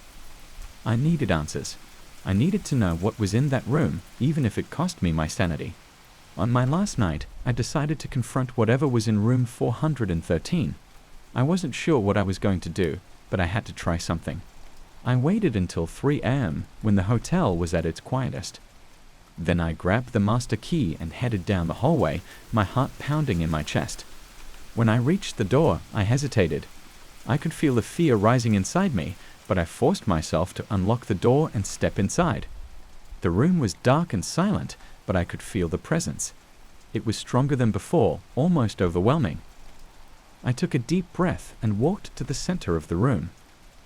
"I'm not afraid of you," I said, my voice shaking. "Show yourself." For a moment, nothing happened. Then, slowly, the temperature in the room dropped. I could see my breath in the air as a cold wind swirled around me. And then I saw it, a figure, dark and shadowy, standing in the corner of the room. It was barely visible, but I could feel its eyes on me. "What do you want?" I asked, my voice barely a whisper. The figure didn't move, but I could feel its presence growing stronger. It was as if it was feeding off my fear. I took a step back, my heart racing. I knew I was in danger, but I couldn't move. I was frozen, trapped by the presence in the room. Then suddenly, the figure lunged at me. I felt a cold hand wrap around my throat, squeezing the air out of my lungs. I gasped, struggling to breathe, but it was no use. I could feel my vision fading as the darkness closed in around me. And then, just as suddenly as it had started, it was over. The pressure on my throat disappeared, and I collapsed to the floor, gasping for air. I looked up, but the figure was gone. The room was empty, silent. I stumbled to my feet, my hands shaking. I knew I had to get out of there. I ran to the door, throwing it open and sprinting down the hallway. I didn't stop until I was outside, the cool night air filling my lungs. I looked back at the hotel, my heart still racing.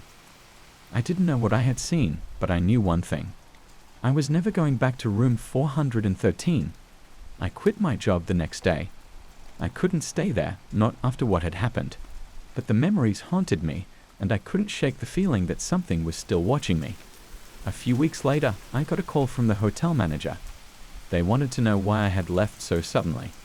I told them everything, expecting them to laugh or brush it off. But they didn't. Instead, there was a long silence on the other end of the line. "You're not the first," the manager said quietly. "There have been others, night shift workers who've left without warning. They've all talked about room 413. I felt a shiver run down my spine. What happened to them? The manager hesitated. No one knows. They just disappeared. I hung up, my heart pounding in my chest. I knew I should forget about it, move on with my life. But I couldn't. I had to know the truth. So I went back to the hotel one last time. I stood outside room 413, my hands shaking as I reached for the doorknob. But before I could open it, I heard it, a faint whisper, coming from the other side of the door. I froze, my heart racing. And then I saw it, written in the dust on the door, "Leave." I didn't need to be told twice. I turned and ran, not stopping until I was far away from the hotel. I don't know what's in room 413, and I don't want to know. But I do know one thing. Some doors are meant to stay closed, and some things are better left alone. It was just another day at the lake. I'd been a professional fisherman for over 20 years, and I'd seen it all, big fish, small fish, even a few things I'd rather forget. But nothing could prepare me for what happened that day. The morning started like any other. I woke up before dawn, packed my gear, and headed out to the lake. The water was still, the kind of calm that makes you feel like you're the only person alive. The boat cut through the mist as I reached my usual spot. Casting my line, I settled into the quiet rhythm of waiting. The sun began to peek over the horizon, casting an orange glow over the water. It was peaceful, serene even. But that peace didn't last long. I felt a tug on the line, strong and sudden. I'd caught something big. My heart raced as I struggled to reel it in. It took nearly all my strength, and for a moment, I thought the line might snap.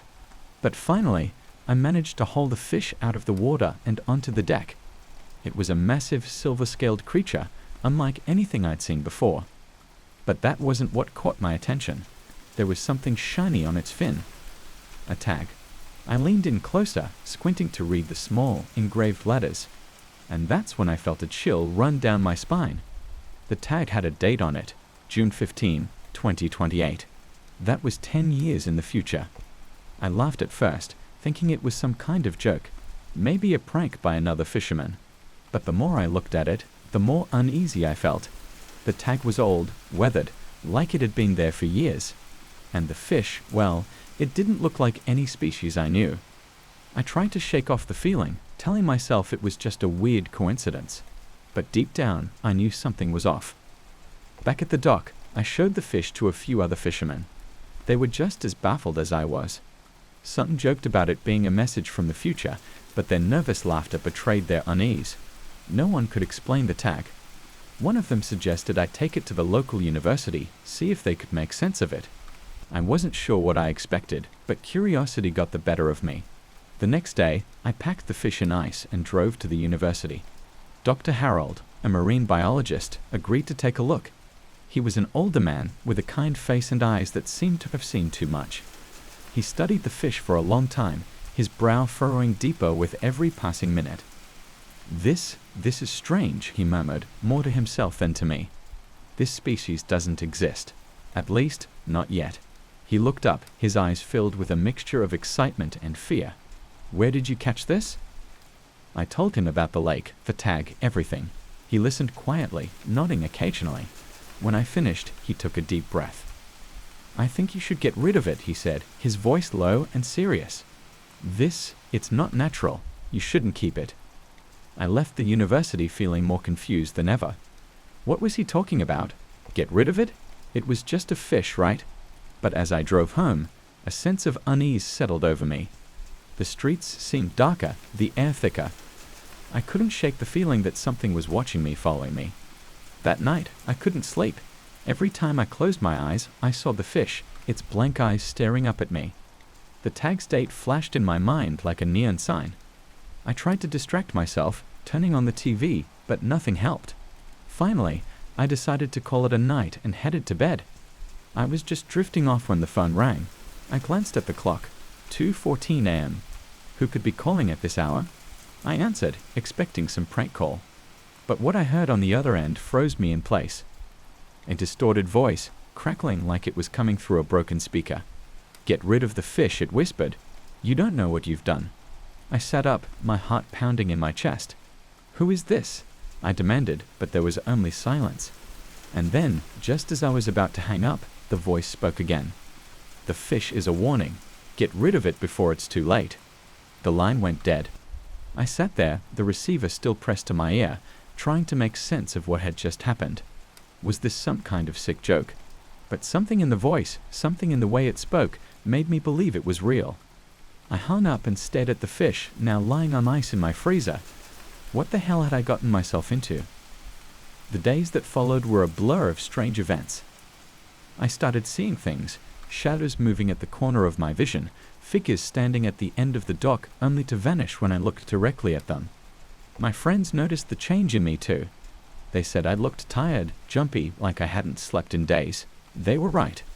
Every night, the phone would ring, always at 2:14 a.m. The same voice, repeating the same message, get rid of the fish. I tried everything, unplugging the phone, switching off the ringer. But somehow the calls kept coming. And then, there were the dreams. In my dreams, I was back at the lake, reeling in the fish. But when I pulled it out of the water, it wasn't a fish anymore. It was a man, pale and bloated, with the same tag on his wrist. He would reach out, his cold, dead eyes locking onto mine, and whisper, "You can't stop it." I would wake up, drenched in sweat, the words echoing in my mind. I knew I needed to get rid of the fish, but I couldn't bring myself to do it. It felt like a part of me now, a dark secret I couldn't let go of. But the longer I kept it, the worse things got. One afternoon, a man came to my door. He was tall, with a gaunt face and eyes that seemed too deep to knowing. He introduced himself as Mr. Blackwood, a researcher. He'd heard about the fish, the tag, and wanted to see it for himself. I hesitated, but eventually led him to the freezer. He examined the fish with a strange fascination, his fingers tracing the tag's letters. "This is incredible," he muttered, more to himself than to me. "It's just as they said." "Who said?" I asked, my voice shaky. He looked up, his eyes piercing into mine. "The ones who know. They've been expecting this." My stomach turned. "What are you talking about?" He didn't answer, just pulled out a small notebook and scribbled something down. "Get rid of it," he said, his voice low and urgent. "Take it back to the lake and leave it there. Don't look back. If you don't, well, you don't want to know what happens." Before I could ask any more questions, he was gone. I stood there, the door still open, his words ringing in my ears. Take it back. Don't look back. But what did it all mean? And why did it feel like I was running out of time? I couldn't ignore the warnings any longer. That night, I packed the fish in a cooler and drove back to the lake. The sky was overcast, the air thick with the promise of rain. I reached the dock, the water black and still under the cloudy sky. As I stepped out of the car, I felt a chill run down my spine. It was like the lake was watching me waiting. I walked to the end of the dock, the cooler heavy in my hands. My heart was pounding, my breath coming in short gasps. I could feel something behind me, a presence, dark and oppressive. I didn't dare look back. I opened the cooler, staring down at the fish. Its eyes were open, unblinking, as if it were watching me too. With a shaking hand, I lifted it out and held it over the water. I'm sorry, I whispered, though I wasn't sure who I was apologizing to. And then I dropped it. The fish hit the water with a soft splash and sank, disappearing into the depths. I waited, holding my breath, expecting something to happen. But there was only silence. The lake was still, the air calm. I let out a shaky breath, relief flooding through me. It was over. Whatever this nightmare was, it was over. But I was wrong. As I turned to leave, something caught my eye. A ripple on the water, spreading out from the spot where I'd dropped the fish. I froze, my heart racing. And then, the water started to bubble, the surface churning as if something was rising from the depths. I took a step back, my mind screaming at me to run. But I couldn't move. I watched in horror as a figure began to emerge from the water. It was the man from my dreams, pale and bloated, his eyes locked onto mine. You shouldn't have done that, he whispered, his voice echoing in my mind. It's too late now. I stumbled back, nearly falling off the dock. The man reached out, his cold, wet fingers brushing against my arm. And then he was gone, dissolving into the air like mist. I stood there, shaking, my mind struggling to process what had just happened. It wasn't real. It couldn't be real. But as I looked down at my arm, I saw the water dripping from my sleeve, and I knew it was real. All of it. I drove home in a daze, my mind racing. What did it mean? What was happening to me? I couldn't think straight, couldn't make sense of any of it. All I knew was that I needed to get out to leave, but where would I go? When I got home, I found something that stopped me in my tracks. A letter lying on my kitchen table. It wasn't there when I left. I picked it up, my hands trembling. The envelope was old, yellowed with age. My name was scrawled on the front in a handwriting I didn't recognize. I opened it, my breath catching in my throat as I read the words inside. You have been chosen. The fish was only the beginning. You cannot escape what is coming. Prepare yourself. My vision blurred as I dropped the letter. Chosen? For what? My heart pounded as I stumbled back, the room spinning around me. And then I saw it, lying on the table. The tag. The same tag from the fish, now clean and shiny, as if it had never been in the water at all. I reached out, my fingers brushing against the cold metal. And then I saw it. A new date engraved beneath the old one. June 15, 2028, 2:14 a.m. The exact time of the phone calls, the time I'd caught the fish. I fell back, my mind reeling. What did it mean?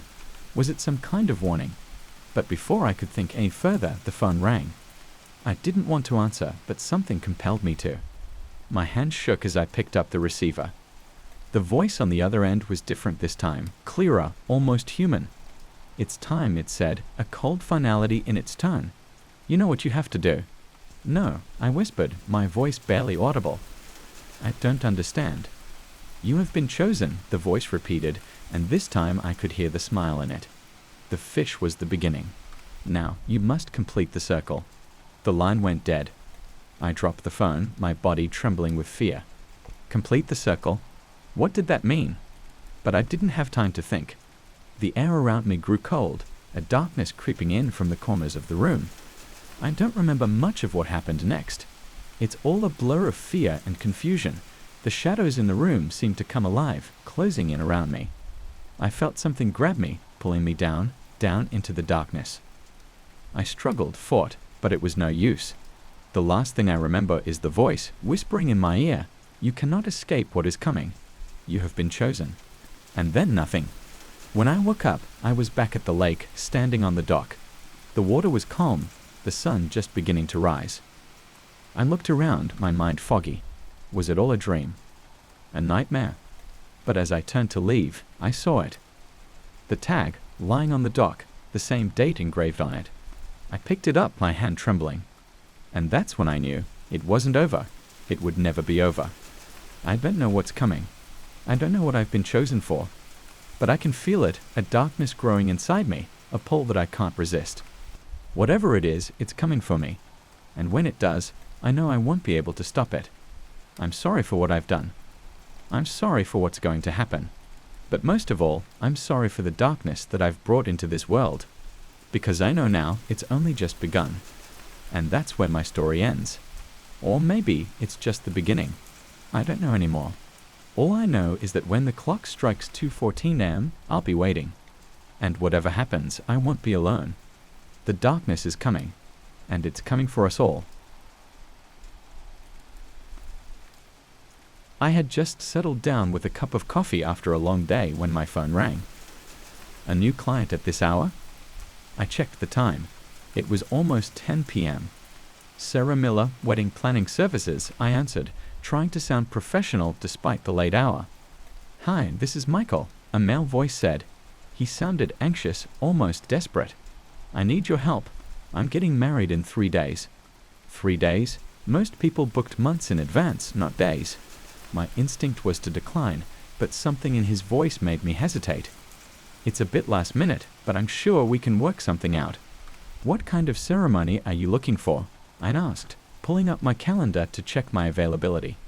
It's a small ceremony, nothing extravagant. It's really important that everything is perfect. My fiancée, Emily, has very specific wishes, he explained. His urgency intrigued me. Okay, we can meet tomorrow to discuss the details. Does that work for you? That's perfect. I'll send you the address. It's an estate just outside the city, he replied, relief evident in his voice. Thank you, Sarah. This means everything to us. As I hung up, I couldn't shake the feeling that there was something off about the call. But business was business, and I prided myself on making every bride's dream come true, no matter the challenge. The next day, I drove out to the address Michael had sent. The estate was grand but isolated, nestled at the end of a long, winding road surrounded by dense woods. It looked like something out of a Gothic novel, with its towering spires and ivy-covered walls. Michael greeted me at the door. He was in his early 30s with a handsome but haggard appearance, like someone who hadn't slept in days. He led me into a sunlit room where Emily sat waiting. She was stunning, with long dark hair and pale skin that seemed almost ethereal in the dim light. But there was something strange about her too. She was quiet, her smile never quite reaching her eyes. It was like she was there, but not really present.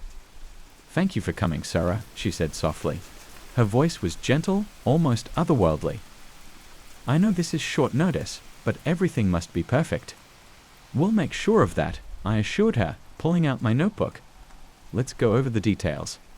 As we discussed the arrangements, Emily became more animated.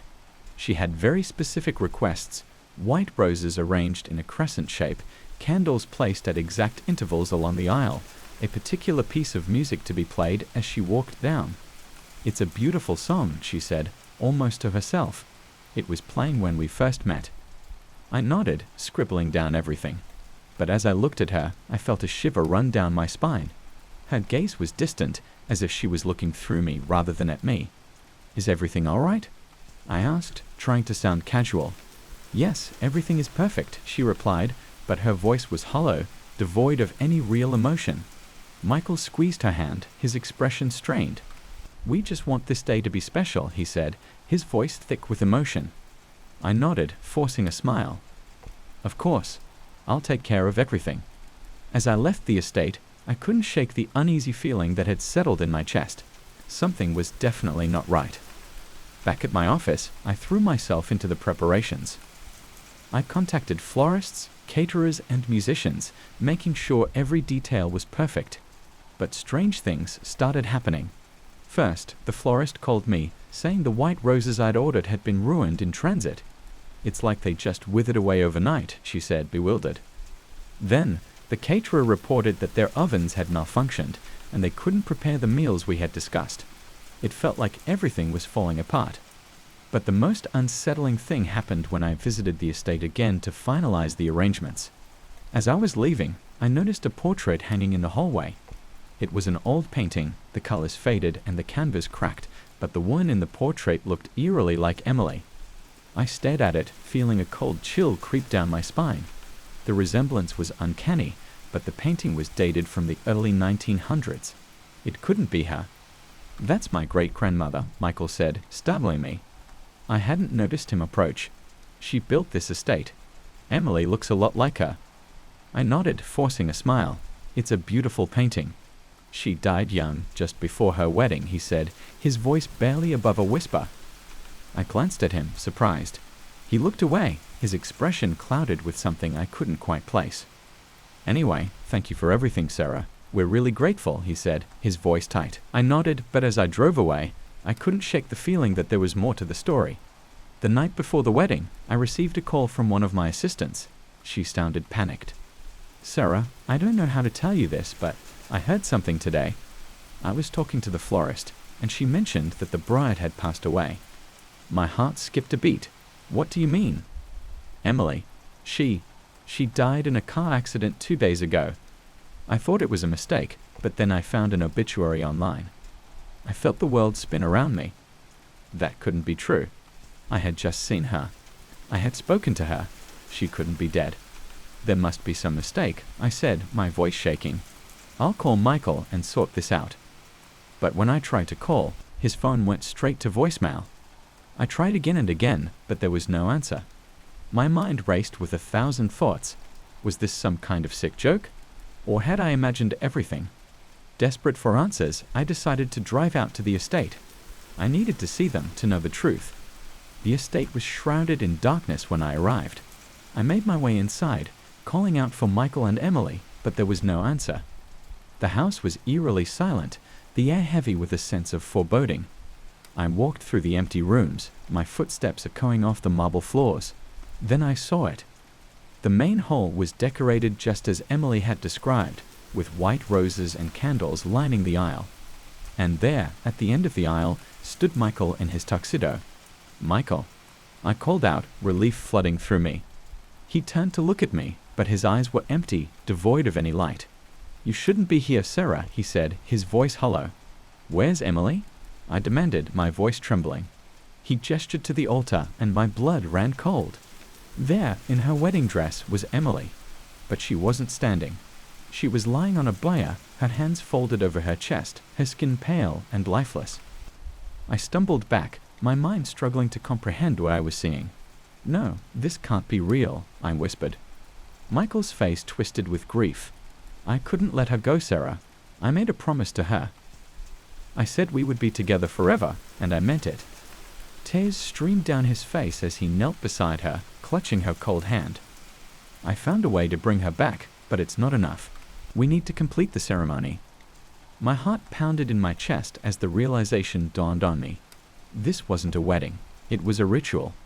A way to bind Emily's spirit to the living world. "You're insane," I whispered, backing away. "This isn't right." "Please, Sarah," he pleaded, his eyes wild with desperation. "You have to help me. I need you to finish what you started." I shook my head, terror coursing through me. "No, I can't. I won't." As I turned to run, the candles flickered and the air grew icy cold. A low whisper filled the room, and I felt a presence behind me. I looked back and saw Emily standing, her eyes dark and hollow, her mouth twisted in a grotesque smile. "Stay, Sarah," she said, her voice echoing with an unnatural resonance. "Join us."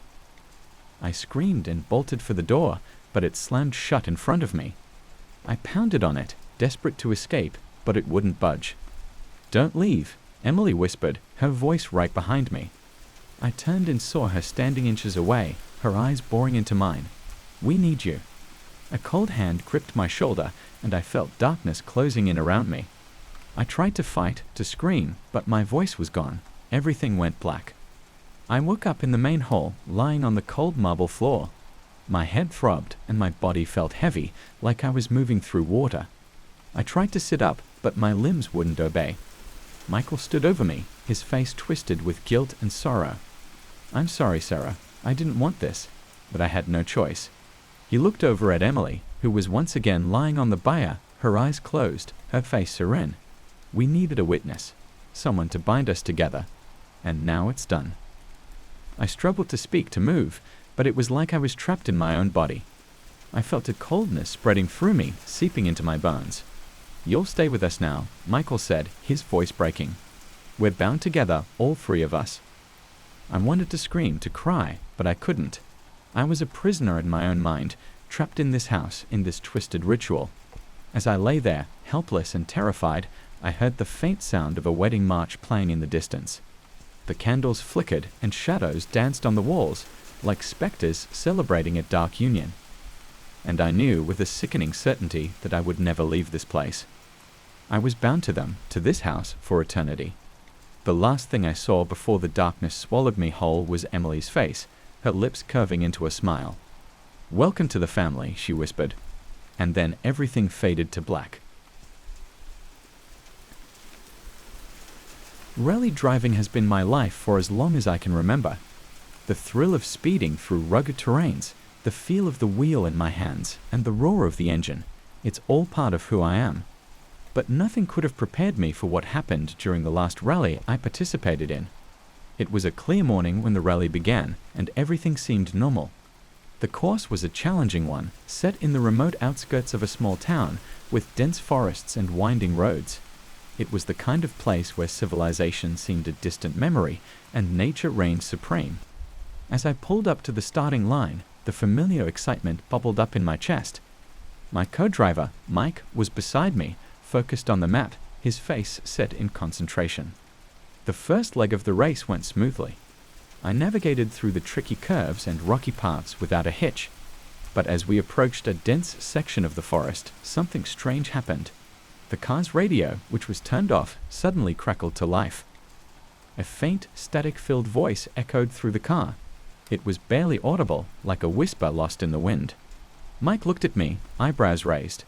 "Did you hear that?" I nodded, my grip on the steering wheel tightening. "Yeah, but it's probably just interference from the radio towers." He shrugged it off and we continued, but the uneasy feeling lingered. We passed through that part of the course without any other issues, and I pushed it out of my mind. After all, we had a rally to win. The next day, during the second leg, the same thing happened. As we drove through the same part of the forest, the radio crackled again. This time the voice was clearer. It was faint, but I could make out words, if you could call them that. It sounded like a name or maybe a play, but it was distorted, broken by the static. "What the hell is that?" Mike asked, glancing nervously at the radio. I shook my head, my heart pounding. "I don't know, but it's freaking me out." We drove through that section as fast as we could, and as soon as we were clear of it, the radio went silent.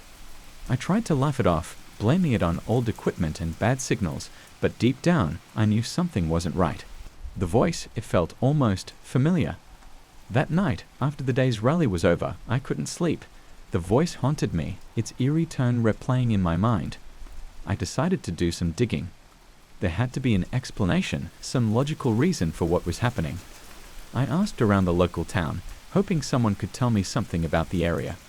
Most people brushed me off, calling me paranoid, but an old man at the gas station gave me a strange look when I mentioned the part of the course where it happened. "You're talking about the old forest road, aren't you?" he asked, his voice low. "Yeah, why?" I leaned forward, sensing he knew something.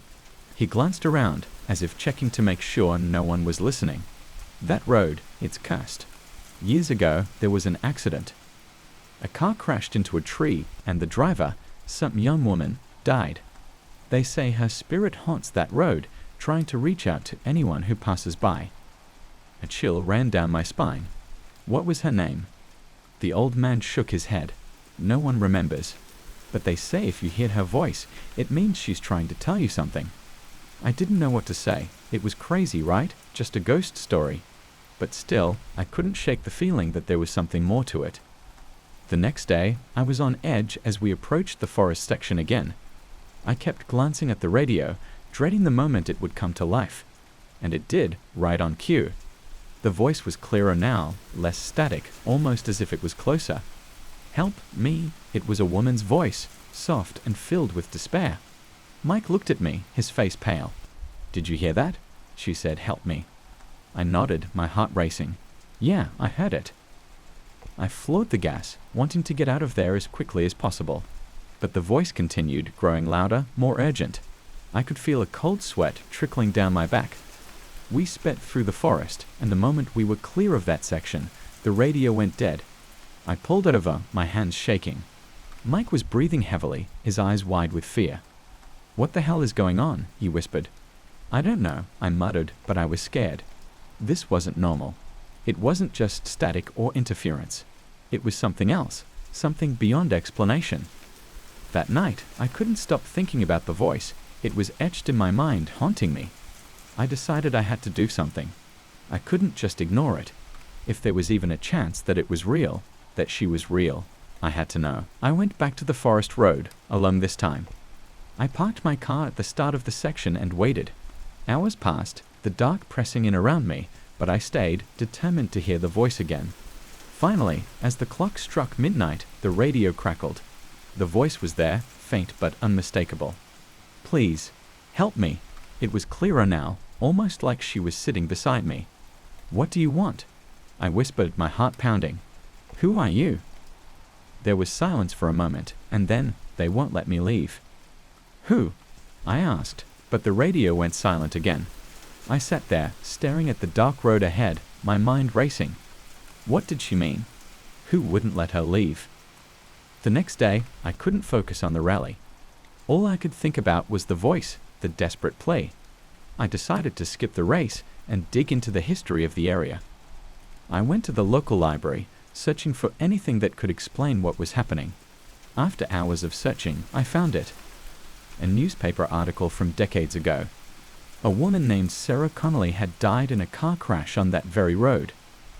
Her car had swerved off the course and hit a tree, bursting into flames. They never found her body, only the charred remains of the car. My hands trembled as I read the article. It had to be her. The voice, Sarah's voice, was trapped, calling out for help. I couldn't ignore it anymore. I had to do something, but what? How do you help a ghost? I decided to go back to the forest road, this time with a plan. That night, I drove through the course again, the radio off. I didn't want to hear the voice yet. I needed to be ready. I parked at the spot where the crash had happened and got out of the car. "Sarah," I called out, feeling foolish but desperate. "I'm here to help. Tell me what to do."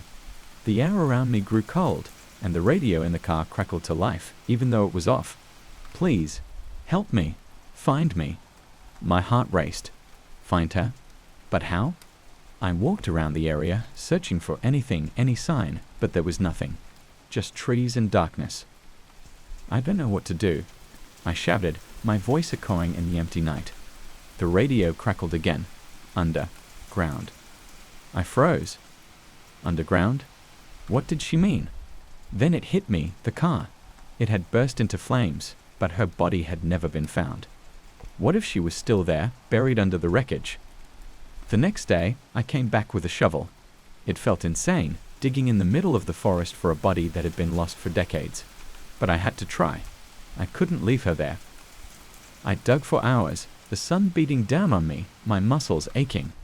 I was about to give up when my shovel hit something hard. My heart leaped into my throat as I uncovered it, an old rusted car frame, half buried in the earth. I kept digging, my hands shaking. And then I saw it, a skeletal hand reaching out from the dirt. I stumbled back, my mind reeling. It was her. I had found her. I called the authorities, telling them I had found the remains of Sarah Connolly. They arrived quickly, and soon the area was swarming with people. I watched as they carefully unearthed the rest of the car, pulling out what was left of her. The whole time, I felt numb, like I was in a dream. I had done it. I had found her. But why didn't I feel relief? That night, I drove back to my hotel, exhausted. I had barely closed the door behind me when the radio in the room crackled to life. "Thank you." Her voice was soft, almost peaceful. "But it's not over." My blood ran cold. Not over. What did she mean? I couldn't sleep. Her words echoed in my mind. It's not over. I tried to ignore it, to convince myself that it was just my imagination, but deep down I knew the truth. There was more to this. The next day, I went back to the old man at the gas station. He looked surprised to see me. You found her, didn't you? He asked, his eyes wide. I nodded. Yeah, but she said it's not over. What does that mean? He shook his head, his expression grim. She wasn't alone. What do you mean? There was another car, another driver. They say he was the one who forced her off the road, but he disappeared after the crash. No one ever found him. My heart sank. So there was another ghost, another spirit trapped on that road. I had freed Sarah, but what about him? I went back to the forest road one last time. I didn't know what I was looking for, but I had to try. As I drove through the course, the radio crackled again, but this time it wasn't Sarah's voice. Get out! It was a man's voice, harsh and angry. Who are you? I asked, my hands gripping the wheel. You shouldn't have done that. She was mine. I felt a chill run down my spine. This was the other driver, the one who had forced Sarah off the road. She didn't deserve to die, I said, my voice shaking. She was mine. He screamed, and the car lurched, the wheel jerking in my hands. I fought to control it, but it was like the car had a mind of its own. It swerved violently, heading straight for a tree. I yanked the wheel, barely avoiding a crash. Leave me alone, I shouted, my heart pounding. But the voice just laughed, a cruel, echoing sound. You're mine now. I barely made it out of the forest that night. The car felt like it was fighting me the whole way, the voice taunting me, laughing, threatening. I knew then that I was cursed, trapped in the same nightmare that had claimed Sarah. I tried to quit rally driving, to get away from it all, but it didn't matter. The voice followed me, haunting me. Every time I turned on the radio, it was there, whispering, threatening. I moved cities, changed my name, but it didn't help. The voice was always there waiting. I started to lose my mind. I couldn't sleep, couldn't eat. The voice was always there, a constant presence in my life. I tried everything, therapy, medication, even exorcisms, but nothing worked. I was a shell of my former self, a broken man, haunted by something I couldn't escape. It's been years now, and I'm still running. The voice has grown stronger, more insistent. I know what it wants, what I have to do. Tonight, I'm going back to the forest road, back to where it all began. I'm going to face him, end this once and for all. If you're reading this, then I didn't make it. But know this, I tried. I tried to end it. The police found my car the next day, crashed into the same tree where Sarah had died. There was no sign of me, just the car and the radio, still crackling with static. They say if you listen closely, you can hear my voice, faint and broken, calling out from the radio, trapped forever in the nightmare that claimed me. So if you're ever driving through that forest and you hear a voice on the radio, turn back. Don't listen, because once you hear it, it's already too late. When I first took the job as a surveyor, I didn't think it would lead me to anything more exciting than plotting boundaries and measuring land. Most days, I'd be out in the field with my equipment, marking down coordinates and drawing out maps. It was simple, honest work, and I liked it. But everything changed when I got a contract to map out a remote piece of land just outside a small town called Haverhill. It was supposed to be a routine job, just like any other, but what I found there still haunts me. The land was about 50 acres of mostly forested terrain with a small clearing in the middle. The town council wanted to develop the area, maybe build some residential homes or a park. My job was to map the boundaries and note any geographical features.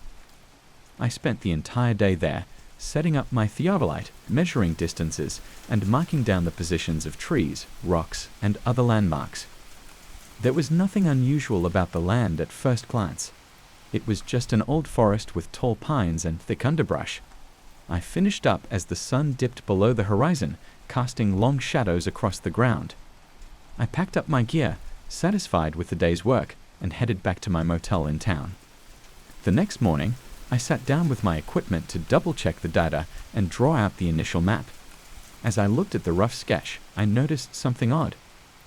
A large rock formation I'd marked near the clearing wasn't in the same place. I remembered it clearly being about 20 meters west of a particular tree, but on my map, It was just a few meters away. I thought maybe I'd made a mistake, so I went back out to the site that afternoon.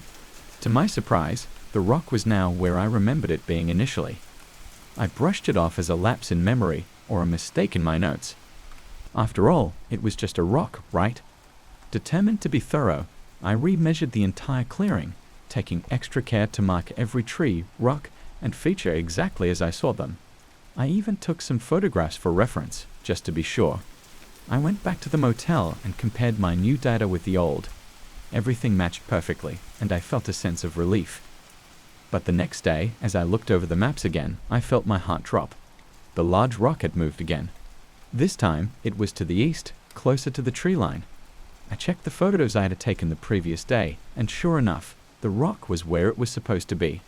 I couldn't explain it. I started questioning my own sanity. Was I losing it? Had the long hours alone in the woods gotten to me?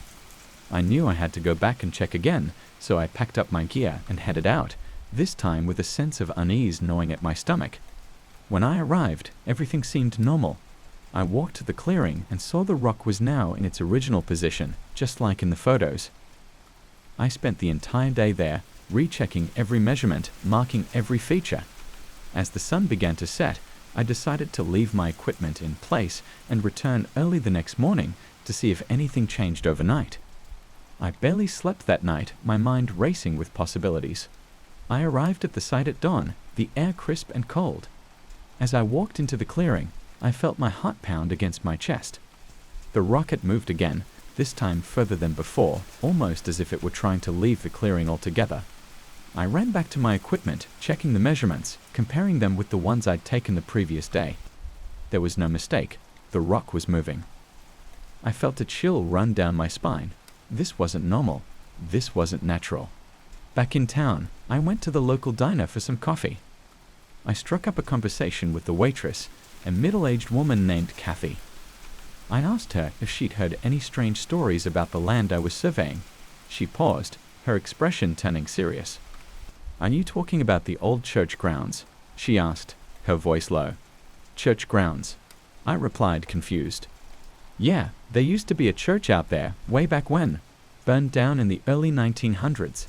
People around here say the land's cursed." I laughed nervously. "Cursed? Why?" Kathy shrugged.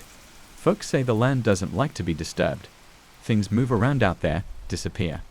No one's ever been able to build on it. I'd stay away if I were you." I thanked her for the advice and left, but I couldn't shake the feeling that she was right. That night, I dug into the town's history. I found an old article about the church that had burned down. It mentioned a reverend who was accused of heresy, dabbling in dark rituals. The townspeople had turned against him, and the church mysteriously caught fire one night, with the reverend and his followers inside. The bodies were never found. I read through accounts of people who tried to build on the land. Projects abandoned, workers injured, machinery breaking down. All sorts of strange stories, but nothing concrete. I went back to the clearing the next day, determined to get to the bottom of this. I stayed there all day and into the night, camping out near the clearing. As darkness fell, the woods grew silent, unnaturally so. I could barely see, the only light coming from my flashlight. Then I saw it, a shadow darting between the trees. I froze, my heart racing. It wasn't human. It was too tall, too thin. It moved quickly, silently. I aimed my flashlight at it, but it vanished. My hands trembled as I backed away, stumbling over roots and rocks. I didn't sleep that night, my eyes wide open, staring into the darkness, waiting for something to happen. The next morning, I found my equipment scattered around the clearing. The theodolite was missing, my tools strewn across the ground. But that wasn't the worst part. The rock, it was gone. Completely gone, as if it had never been there. Panic set in. I had to get out of there. I packed up what I could find and practically ran back to my truck. As I drove away, I glanced in the rearview mirror, half expecting to see something chasing me, but the road was empty. Back at the motel, I tried to calm down, but I couldn't stop thinking about what I'd seen. The shadow, the moving rock, the stories Kathy had told me. It all pointed to something supernatural, something beyond my understanding. I had two choices: leave and forget about this whole thing, or go back and find out what was really happening. Against my better judgment, I chose the latter. I returned to the site one last time, determined to confront whatever was out there. I brought along a few items: salt, a crucifix, a Bible. I didn't know if they would help, but it made me feel a little better. As night fell, I stood in the clearing, my heart pounding. I sprinkled the salt in a circle around me, held the crucifix tightly, and began to read from the Bible, my voice shaky and unsure. I don't know what I was expecting, but nothing happened. I felt a surge of relief, like maybe it had all been in my head. But then the ground began to shake. The earth trembled beneath my feet, the trees swaying violently. I stumbled, dropping the crucifix. The salt circle was disrupted, and a cold wind blew through the clearing. I heard a voice, faint at first, then growing louder. It was chanting in a language I didn't understand. The shadow appeared again, moving toward me, its form shifting and changing. I tried to run, but my legs wouldn't move. I was rooted to the spot, terror consuming me. The shadow reached me, its cold presence enveloping me. I felt a sharp pain in my chest, like something was being ripped out of me. I screamed, but no sound came out. Everything went black. When I woke up, I was lying on the ground, the sun just beginning to rise. I stumbled to my feet, my whole body aching. I looked around, but the shadow was gone. The rock was back in its original place. I left the clearing, my mind numb, my body trembling. I didn't know what had happened, and I didn't care. I just wanted to get out of there. I quit my job the next day, packed up my things, and left Haverhill without looking back. I didn't tell anyone what had happened. Who would believe me? A few weeks later, I got a call from my former boss. They'd sent another surveyor to the site. He disappeared without a trace, his equipment found scattered around the clearing. I hung up the phone, my hands shaking. I knew then that whatever was out there wasn't done. It was still watching, still waiting, and it would never let anyone leave. I'll never forget what happened in those woods. I'll never go back, and I'll never speak of it again. But every night, as I lie in bed, I hear it, the faint sound of chanting, the whisper of a voice in the darkness. And I know, deep down, that one day it will come for me again. I've been a private pilot for nearly a decade now. I've flown over mountains, deserts, and oceans, seeing landscapes that most people can only dream of. It's always been a thrill, feeling the freedom of the open sky and the hum of the engine beneath me. But something changed about a month ago, something that I can't explain. It started on a routine flight from Los Angeles to Phoenix. I was cruising at about 10,000 feet, the sun setting in the west, casting a warm, orange glow across the horizon. I glanced down at the ground below, a vast expanse of desert stretching out like an ocean of sand. That's when I noticed it, a shadow trailing my plane. At first I thought it was just a cloud, but it was perfectly clear that day. I shrugged it off as a trick of the light, or maybe a reflection. But as I continued to watch, I realized it wasn't either. The shadow was the exact shape of my plane, moving in perfect sync with me, mirroring every bank and turn. A chill ran down my spine. I dismissed it as an optical illusion, something to do with the angle of the sun. I didn't think much more of it until it happened again a few days later. This time, I was flying over the Rockies. The shadow appeared again at around 10,000 feet, clinging to me like a dark twin, a shadow that shouldn't have been there. I asked a few other pilots if they'd ever experienced anything like it. They'd all looked at me like I was crazy. Maybe you were just tired, one of them suggested. But I wasn't tired. I knew what I saw. Every time I flew at that altitude, it appeared. It didn't matter where I was, over cities, forests, or even the ocean. There it was, that same shadow, always at 10,000 feet. It was becoming harder and harder to focus on flying, my eyes constantly darting to the ground below, searching for that dark shape. I even tried changing my routes and flying at different altitudes, but as soon as I hit 10,000 feet, the shadow would be there waiting for me. It didn't make any sense. Shadows need something to cast them, but there was nothing below me except miles of empty air. No buildings, no other aircraft, nothing. I started having nightmares. In them, I was trapped inside my plane, unable to descend, the shadow growing larger and larger until it swallowed me whole. I'd wake up in a cold sweat, my heart pounding, the sound of the engine roaring in my ears. My friends and family noticed I wasn't myself. I tried to explain what was happening, but I knew how it sounded. How do you tell someone that a shadow is following you? They'd think I was losing my mind. Maybe I was. I became obsessed. I started taking photos and videos trying to capture the shadow. But nothing showed up on the footage.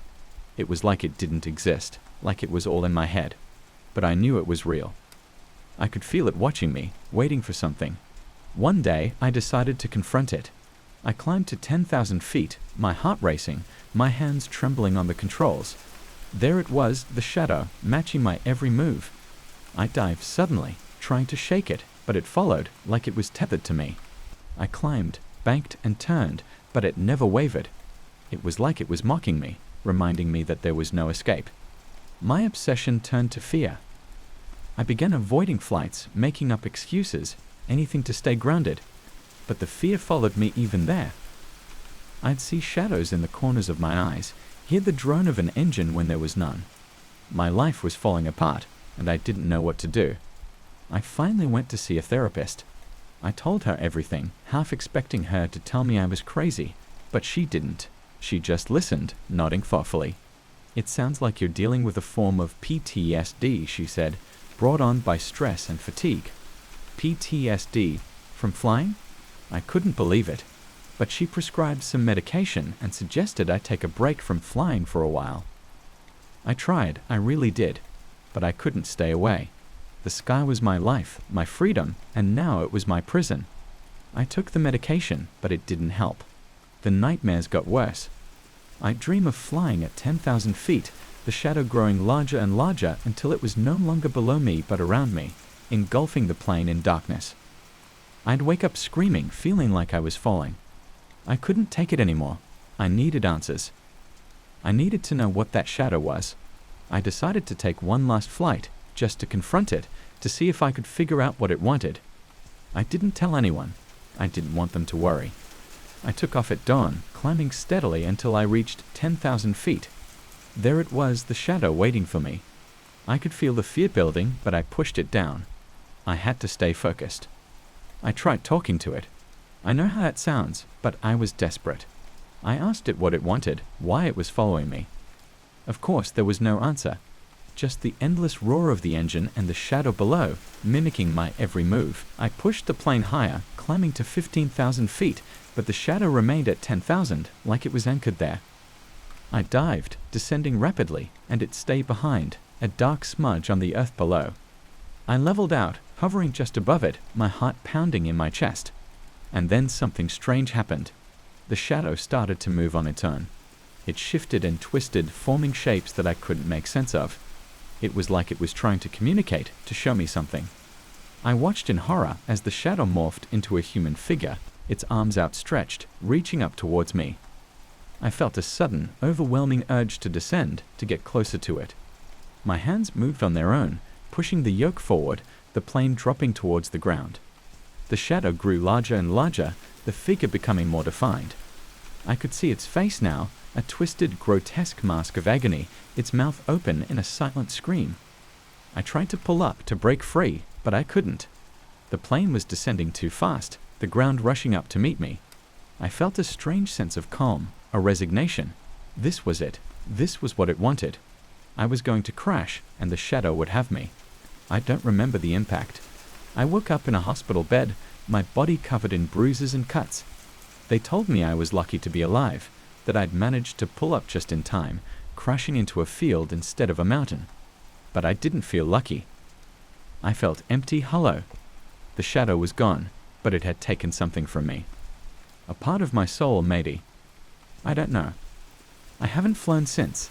I can't. Every time I think about getting back in a plane, I feel that cold, creeping fear, the memory of the shadow following me, reaching for me. I moved away, to a small town far from any airports. I tried to stop Tova to forget, but I can't. Every night, I dream of the shadow, of that twisted, screaming face. It's always there, just out of reach, waiting for me. I know now what it was. It wasn't just a shadow. It was something more, something dark and malevolent. A spirit, maybe, or a demon. I don't know. But it wanted me, and it almost had me. I don't know why I'm telling you this. Maybe I just need to get it off my chest to warn you. If you're ever up there, at 10,000 feet, and you see a shadow following you, turn around. Go back. Don't try to confront it. Because once it sees you, it won't let you go. It's been a year since the crash. I've tried to move on, but the nightmares haven't stopped. I've been seeing a new therapist, trying to make sense of it all. She suggested I take a trip, get away from it all. She thinks it might help. I was hesitant, but I agreed. I booked a flight to a small island in the Caribbean, a place where I could clear my head. I told myself it would be different, that I could handle it. The flight was smooth, no problems. I even felt a little excited as we took off, the familiar rush of takeoff, the thrill of being in the air again. I was sitting by the window, watching the ground fall away, the clouds drifting by. And then, as we climbed to cruising altitude, I glanced down. My heart stopped. There it was, the shadow, keeping pace with the plane, its dark shape stretching out across the water below. It was back, and it had found me. I don't know what it wants, but I can feel it, the fear growing inside me. It won't stop until it has me. I don't know how much longer I can hold on. So if you're reading this, please believe me. The shadow is real, and it's out there waiting, and one day it might come for you too. It was just another weekend when I decided to go hiking alone. The dense woods near my town had always been a source of solace, a place where I could clear my mind and escape from the daily grind. That day, I wandered deeper than usual, pushing through the underbrush and following the faint trail of a deer path. I had no destination in mind, just the thrill of exploration and the soothing whisper of the wind through the trees. After a couple of hours, I stumbled upon something unusual. Lying among a pile of leaves, partially covered by moss, was an old camera. It was one of those bulky, outdated models that used film rolls. The kind you don't see anymore, especially not in the middle of nowhere. Curiosity got the best of me, and I picked it up. Despite its worn-out appearance, it felt oddly heavy and intact. I brushed off the dirt and examined it closer. There was no brand name, no markings, nothing to identify it. Just a plain, black camera. I turned it around, and to my surprise, there was still a film roll inside. I hesitated for a moment, debating whether to take it home. But something about it felt different. Compelled, I decided to keep it and develop the film. Maybe it belonged to someone who had been here before, or maybe it had been lost for years. Whatever the case, I wanted to see what was captured on it. Back at home, I couldn't wait to develop the film. I had to drive to the next town since it was the only place that still offered film developing services. The lady at the counter gave me a strange look when I handed her the camera. I didn't think much of it. After all, who still used film cameras in this day and age? Come back in a couple of hours, she said. I killed time at a nearby cafe, my mind buzzing with anticipation. When I returned, the lady handed me the developed photos with an odd smile. Interesting shots, she commented, her voice tinged with something I couldn't quite place. Nervousness, maybe. I thanked her and left, feeling a strange knot forming in my stomach. I sat in my car, parked under a street lamp, and flipped through the photos. At first, they seemed ordinary. Scenes from the forest, the sky, a few random snapshots of trees and foliage. But then, I reached the last few pictures, and my heart skipped a beat. There was a picture of my house, taken from outside. My bedroom window was open, curtains fluttering in the breeze. The photo was slightly blurry, but there was no mistaking it. It was my house, and it was taken from a vantage point I didn't recognize. I shuffled to the next picture. This time, it was of me. I was standing in the woods, looking at something in my hand, probably the camera. But what really unnerved me was that the angle suggested it had been taken from behind me. I was alone that day, wasn't I? My hands started to shake as I looked at the last photo. It was dark, almost too dark to make out anything. But after squinting and holding it up to the light, I saw it. I was lying on the ground, my eyes wide open, lifeless. Blood pooled around my head, seeping into the soil. I dropped the photo, my breath catching in my throat. It was a picture of me dead. I glanced around the empty parking lot, my paranoia spiking. How was this possible? I had just found the camera that day. How could it have taken photos of events that hadn't happened yet? I tried to rationalize it. Maybe it was a prank. Maybe someone had seen me in the woods and followed me home, snapping photos. But no matter how much I tried to convince myself, the unease wouldn't fade. I needed answers, and the only place I could think to start was the woods where I'd found the camera. The next day I went back. My heart pounded as I retraced my steps. The memory of the last photo burned into my mind. It didn't take long to find the spot. I scoured the area, hoping to find some clue, but there was nothing, just the silent, indifferent trees. Hours passed, and as the sun dipped lower, I knew I needed to leave. I turned to go, but then froze. In the distance, half hidden among the shadows, was a figure. It was too far to make out any details, but it was unmistakably a person, and they were holding something up to their face. A camera. A chill ran down my spine. I called out, but they didn't move. Gathering my courage, I started towards them. But the closer I got, the more distant they seemed. It was as if they were moving backward, keeping the same distance between us. My footsteps quickened, almost breaking into a run, but then, snap. A blinding flash of light engulfed me, and I stumbled, falling to my knees. When I looked up, the figure was gone. I was alone again, the woods silent and still. Back at home, I was a mess. My mind kept replaying the encounter, trying to make sense of it. I had half a mind to throw the camera away, but a morbid curiosity kept me from doing so. Instead, I grabbed a fresh roll of film and loaded it into the camera. I needed to know what was going on. For the next few days, I took pictures of everything. My house, the streets, random people walking by. Every click of the shutter sent a shiver down my spine, but I couldn't stop. When I finally developed the film, my hands were trembling so badly that I almost dropped the photos. The first few were just as I expected, mundane shots of my everyday life. But then, as I neared the end of the stack, the photos changed. There was one of a man standing at the edge of a cliff, looking down. His face was turned away, but his posture seemed familiar. The next picture showed him stepping closer to the edge, his toes almost hanging over. And then, the last photo, it was of him falling, his body plummeting into the abyss. My blood ran cold as I realized the man in the photos was me. I scrambled to my feet, pacing back and forth, my mind racing. Was this some kind of sick joke? Was I losing my mind? The photos, the figure in the woods, the flash of light. It all felt like some twisted nightmare I couldn't wake up from. I needed to get rid of the camera. It was the only logical thing to do. I grabbed it, intending to smash it to pieces, but something stopped me. An inexplicable force held me back, a voice whispering in my mind. What if the camera is trying to warn you? I spent the next few days in a daze, jumping at every little sound, flinching at every shadow. I couldn't eat, couldn't sleep. All I could think about were the photos and what they meant. I had to find a way to change my fate. Desperate, I returned to the woods, camera in hand. Maybe if I found the spot where I'd seen the figure, I could confront them, get some answers. But as I walked through the trees, a terrible realization dawned on me. The place where I had found the camera, the place where I had seen the figure, it was the same spot where the last photo had been taken. The photo of me dead.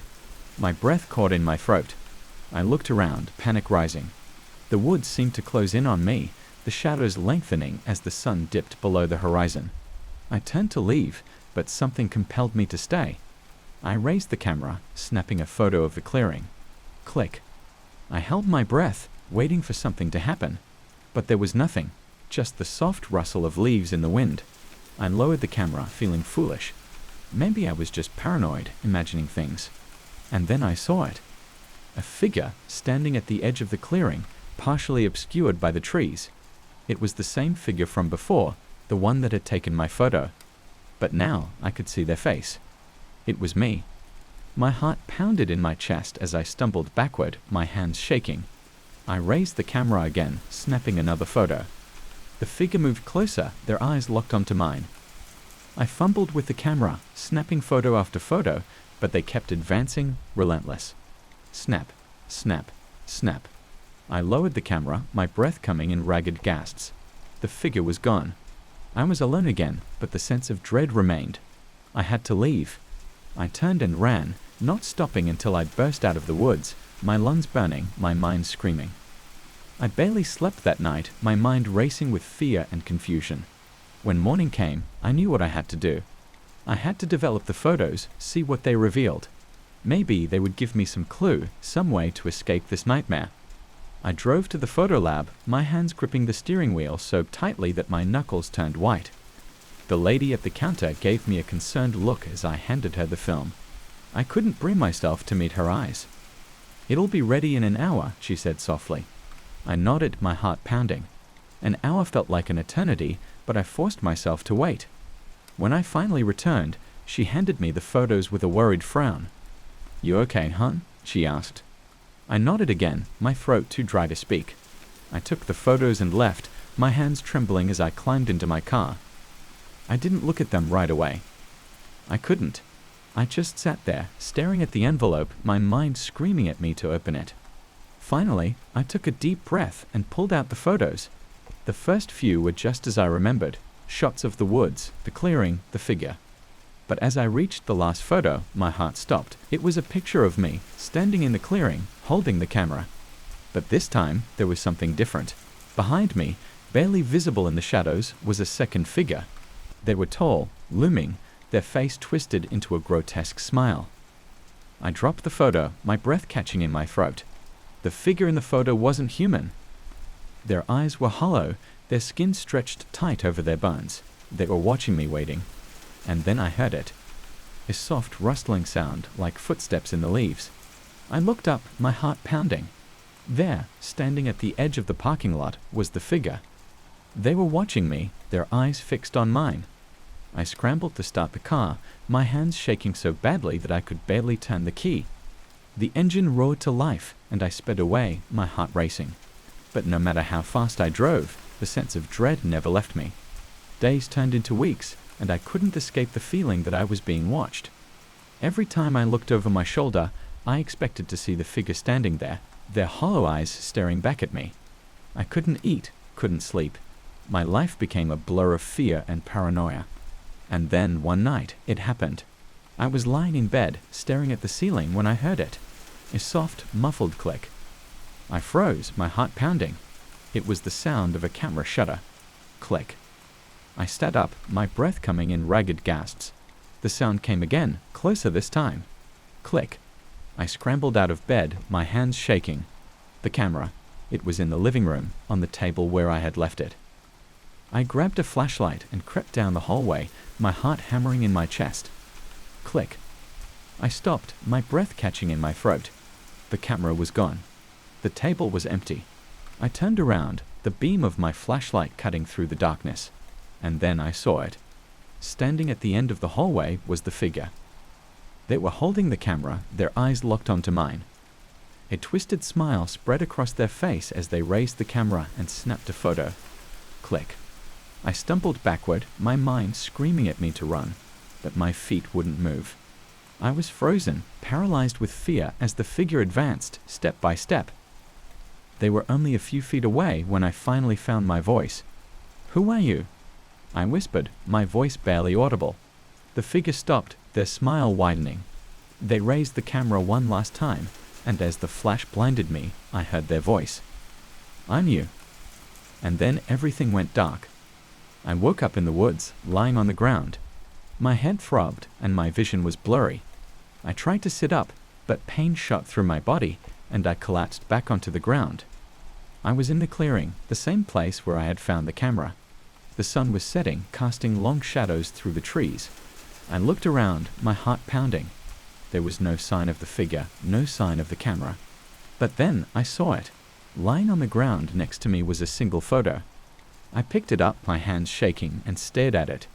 It was a picture of me, lying in the clearing, my eyes wide open, lifeless. The photo fell from my hand as the realization hit me. The camera had shown me the future, and now it was happening. I was going to die here, alone in the woods, just like the photo had predicted. I tried to stand, but my body refused to cooperate. I could feel the life draining out of me, my vision growing dim. And then, just before the darkness swallowed me whole, I heard it. Click. The sound of the camera capturing my final moments. And then, there was nothing. They found my body a few days later, lying in the clearing, just as the photo had shown. The camera was gone, vanished without a trace, but the photos remained, a chilling reminder of the future that had been sealed the moment I picked up that cursed camera. Now, as I write this from the other side, I realize that I was never meant to escape my fate. The camera had shown me the truth, and no matter how hard I tried, I couldn't change it.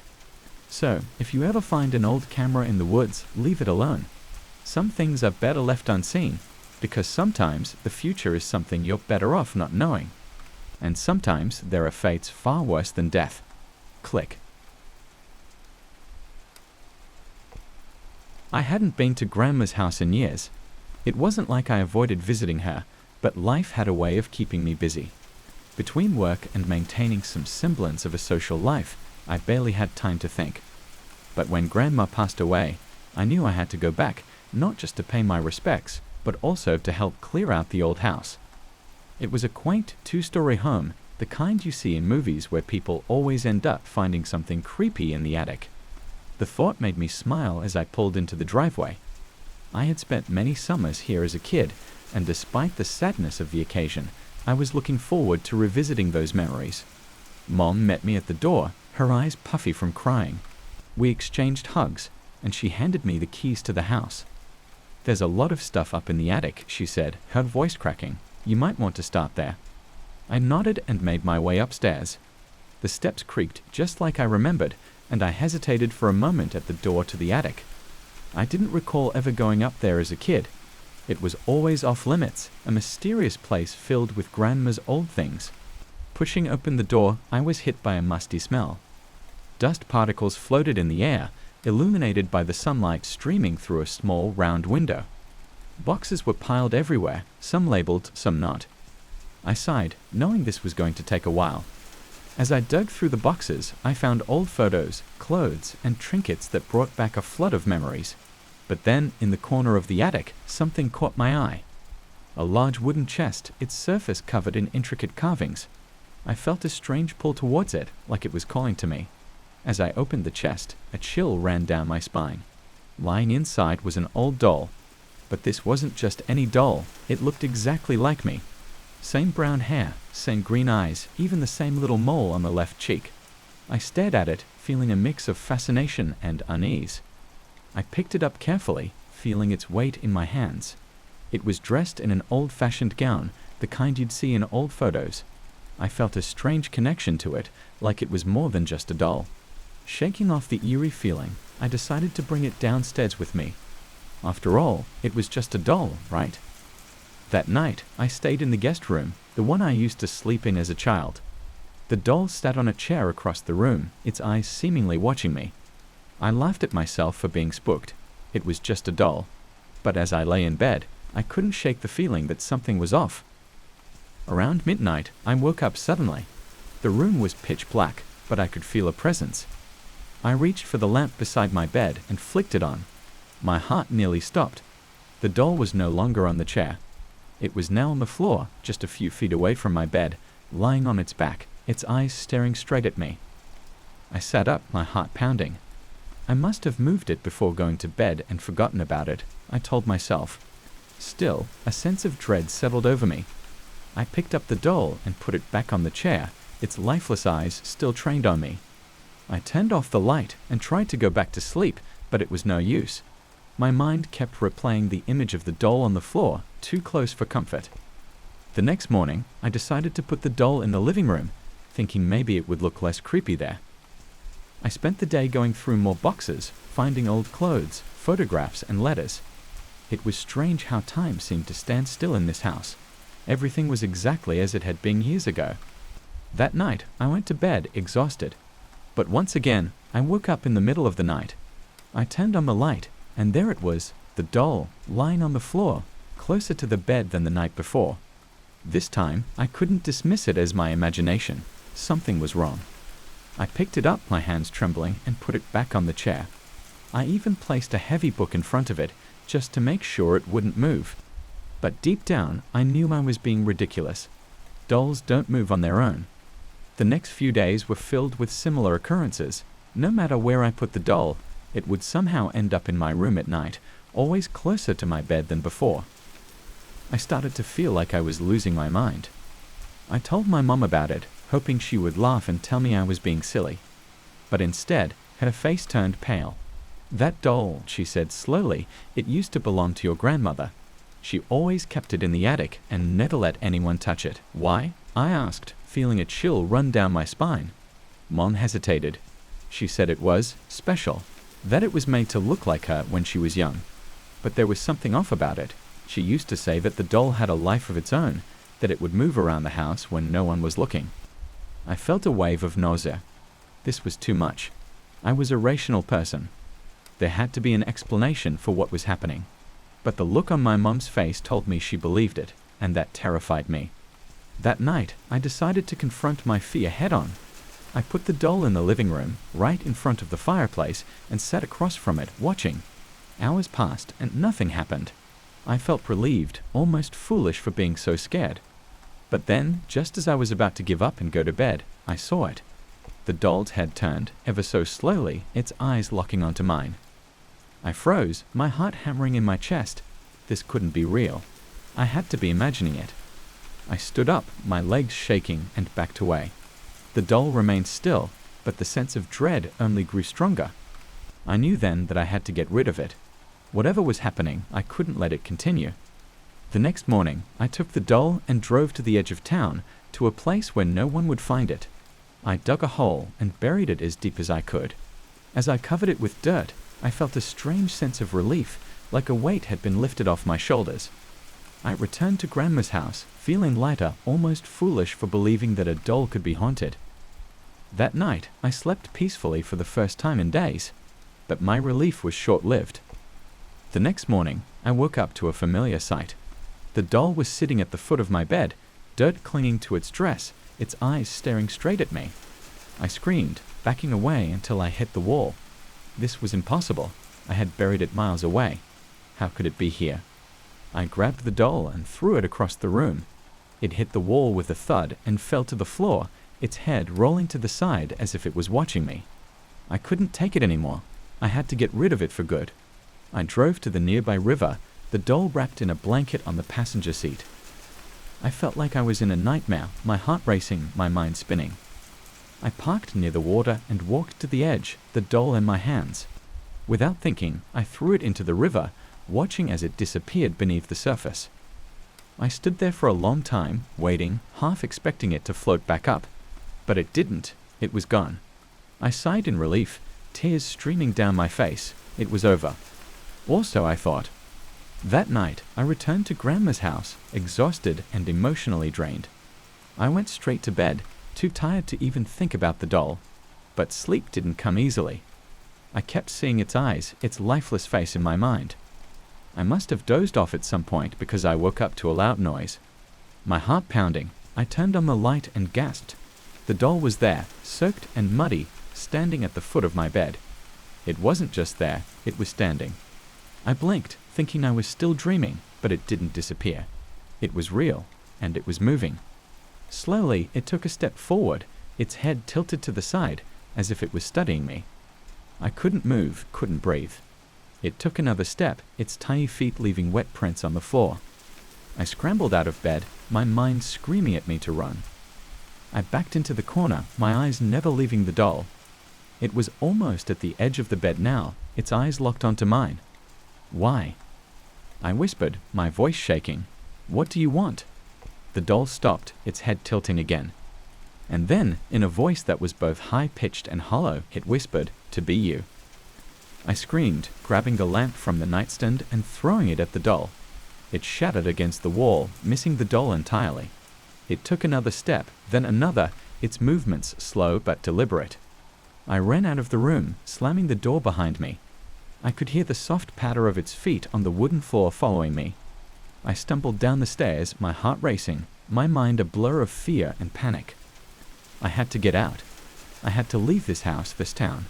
I fumbled with the front door, my hands shaking so badly I could barely turn the knob.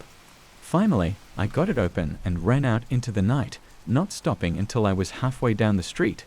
I turned back, expecting to see the doll standing on the porch, but it wasn't there. The house was dark and silent, as if nothing had happened.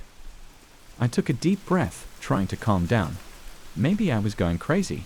Maybe it was all in my head. But then I felt something cold and wet wrap around my ankle. I looked down and screamed. The doll was there, its tiny hand gripping my leg, its eyes staring up at me with a look that was almost sad. I kicked it away, stumbling backwards. The doll fell to the ground, its head cracking against the pavement. I watched, horrified, as it slowly got back up, its head lolling to the side, a crack running down its face.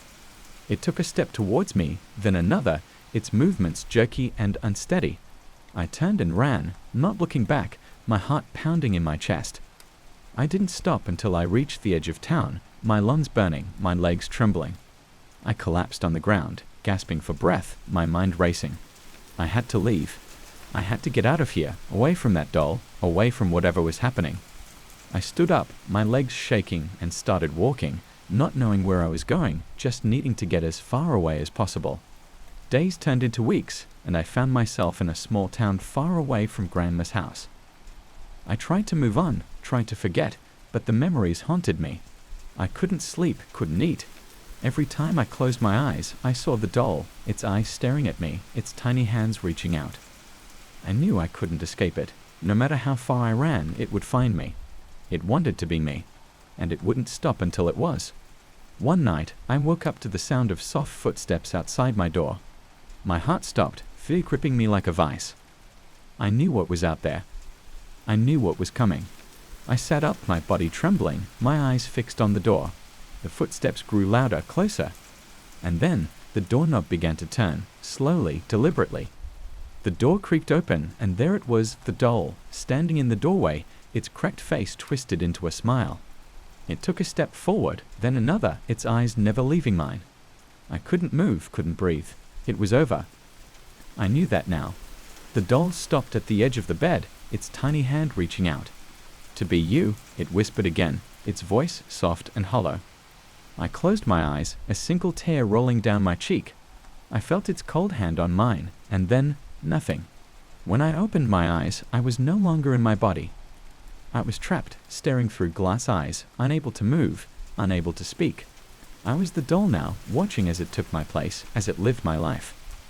And every night, I moved a little closer to the edge of the bed, hoping, praying that someone would find me, that someone would see the truth.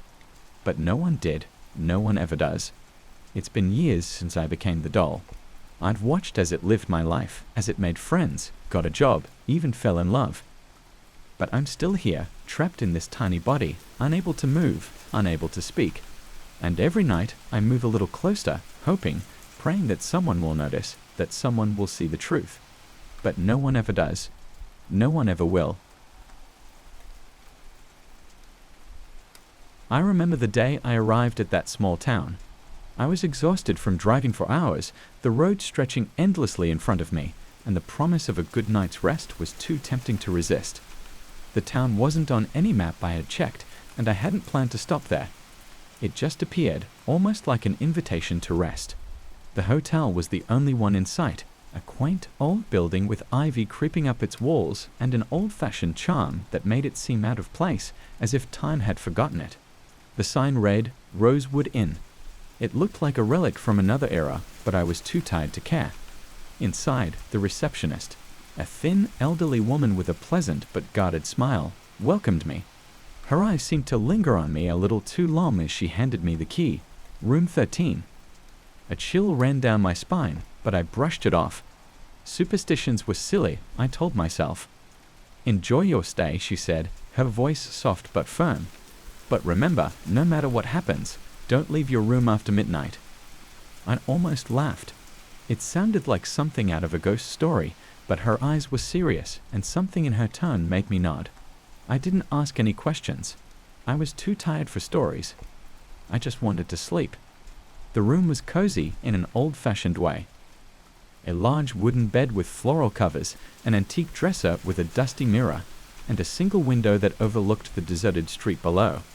I unpacked my things, took a quick shower, and fell into bed, ready to drift off into a deep sleep. But sleep didn't come easily. The mattress was soft, and the pillows were just right, but something felt off. The room was too quiet, the silence pressing down on me like a weight. I closed my eyes, trying to ignore the uneasy feeling gnawing at me. Midnight came, and I found myself wide awake, staring at the ceiling. I glanced at the clock on the nightstand. 12:03. I almost laughed at myself for being so paranoid. The old lady's warning echoed in my head, but it was just a story, right? There was nothing to worry about. And then I heard it. A soft knock on the door. I froze. The knock came again, louder this time. My heart pounded in my chest, and I sat up, staring at the door. Who could it be at this hour?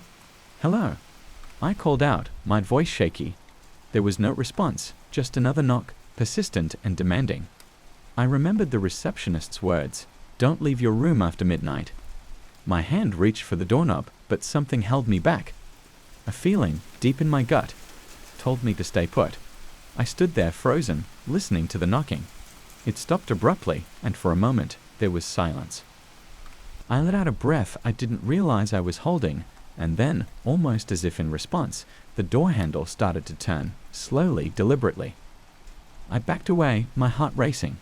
The door didn't open, it was locked, thank God. But whoever was on the other side knew I was here, and they weren't going away. I grabbed my phone, my hands trembling, and dialed the front desk. It rang once, twice, and then the line went dead.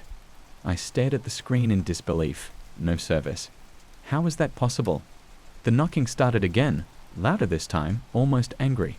I looked around the room, searching for something, anything to defend myself with. My eyes landed on the heavy wooden chair by the desk. I grabbed it, my hands shaking, and held it like a weapon. "Who's there?" I shouted, my voice breaking. There was no response, just more knocking. It was relentless, almost as if they were trying to break down the door. And then, just as suddenly as it started, it stopped. The silence was deafening, and I stood there, clutching the chair, waiting for something to happen. Minutes passed, and nothing. I felt a tiny bit of relief, thinking maybe whoever it was had given up. I put the chair down, still shaking, and crept to the door. I pressed my ear against it, listening. Nothing, just the quiet hum of the hotel, the sound of my own breathing. I stepped back, feeling foolish. Maybe it was a prank, someone messing with the new guest. I was about to turn away when I heard it, a faint whisper, right on the other side of the door. "Let me in." It was a child's voice, soft and pleading. My blood ran cold. I stumbled back, nearly tripping over my own feet. What was a child doing here, in the middle of the night? "Please," the voice said again, a little louder, a little more desperate. "Let me in. I'm scared." I wanted to help, but something about the voice was wrong. It sent chills down my spine, and my instincts screamed at me to stay away from the door. "I'm sorry," I whispered, my voice barely audible. "I can't." There was silence for a long moment, and then the child spoke again, the voice low and menacing. "Let me in, or I'll make you." The room went cold, and I felt a presence on the other side of the door, something dark and malevolent. The doorknob rattled, and I backed away, my heart in my throat. "Please," I whispered, more to myself than anything. "Go away." And then, just like that, it was gone. The cold, the presence, everything. The room felt normal again, as if nothing had happened. I didn't sleep that night. I sat on the bed, staring at the door, waiting for something, anything. But the rest of the night passed in silence. Morning came, and the sunlight streamed through the window. I felt a surge of relief, as if the daylight had banished whatever had been haunting me. I packed my things and left the room, not daring to look back. The receptionist was at the front desk, her expression calm and indifferent. "Did you have a good night?" she asked, her voice polite. I hesitated, then nodded. "Yeah, it was fine." She nodded, her eyes lingering on me. "You didn't leave your room, did you?" I shook my head. "No." "Good," she said, her smile never reaching her eyes. "You're one of the lucky ones, then." I didn't ask what she meant. I just wanted to get out of there. As I walked to my car, I glanced back at the hotel. It looked the same as when I arrived, but something felt different. The air around it seemed darker, heavier. I got in my car and drove away, the hotel disappearing in my rearview mirror. I didn't stop until I reached the next town, and even then, I didn't feel safe. I don't know what happened that night, and I don't want to know. But sometimes, late at night, I still hear that knock in my dreams, and the voice whispering, "Let me in." And I wake up, drenched in sweat, grateful that I never did. because some doors should never be opened. I tried to forget about the whole experience, but it lingered in the back of my mind, like a shadow that wouldn't leave. I avoided small towns and old hotels after that, sticking to chain motels and well-lit highways. I didn't talk about it either. Who would believe me? It sounded like a story from a horror movie, and I didn't want to be the crazy person who believed in ghosts. Months went by, and life went back to normal. But every now and then, I'd wake up in the middle of the night, convinced I heard that knocking again, that same desperate voice whispering, "Let me in." It became almost a ritual. I'd sit up, heart racing, and check my apartment door, only to find it locked and secure. I tell myself it was just a dream, a figment of my imagination, and try to go back to sleep. But the fear stayed with me, like a stain I couldn't wash away. One night, as I was getting ready for bed, my phone buzzed. A text from an unknown number. My stomach tightened as I opened it. "Did you miss me?" My heart stopped. I stared at the screen, my hands trembling. It had to be a joke, someone playing a prank on me. But deep down, I knew better. I deleted the message and blocked the number, trying to convince myself it was nothing. But the unease settled in my bones, and I slept with the lights on that night. The messages didn't stop. Every few nights, a new one would appear, each one more chilling than the last. "Why didn't you open the door?" "I'm still here. Let me in." I changed my number, moved to a new apartment, even took a new job in a different city, but the messages found me. They always found me. One night, as I sat alone in my new place, the phone buzzed again. This time, it was a picture. My heart sank as I opened it, my blood turning to ice. It was a photo of my apartment door, taken from the hallway. And in the corner, just barely visible in the dim light, was the outline of a small figure. A child. My phone slipped from my hand, and I stumbled back, a scream caught in my throat. I ran to the door, checking the peephole. Nothing, just the empty hallway. But I knew, deep down, that it wasn't empty. That whatever had been in that hotel had followed me. It was waiting, patient and relentless. I backed away from the door, my mind racing. What did it want? Why was it haunting me? I didn't know, and I didn't want to find out. All I knew was that I couldn't escape it. The knocking started again, soft at first, then louder. I covered my ears, sinking to the floor, tears streaming down my face. I wanted it to stop, I wanted it to go away, but the knocking continued, persistent and unyielding. "Please," I whispered, my voice breaking. "Go away," but the knocking didn't stop. It grew louder, more insistent, like a hammer against my skull. "Let me in." The voice was right outside my door now, clear and cold. I pressed my back against the wall, shaking my head. I wouldn't open it. I couldn't. "Let me in."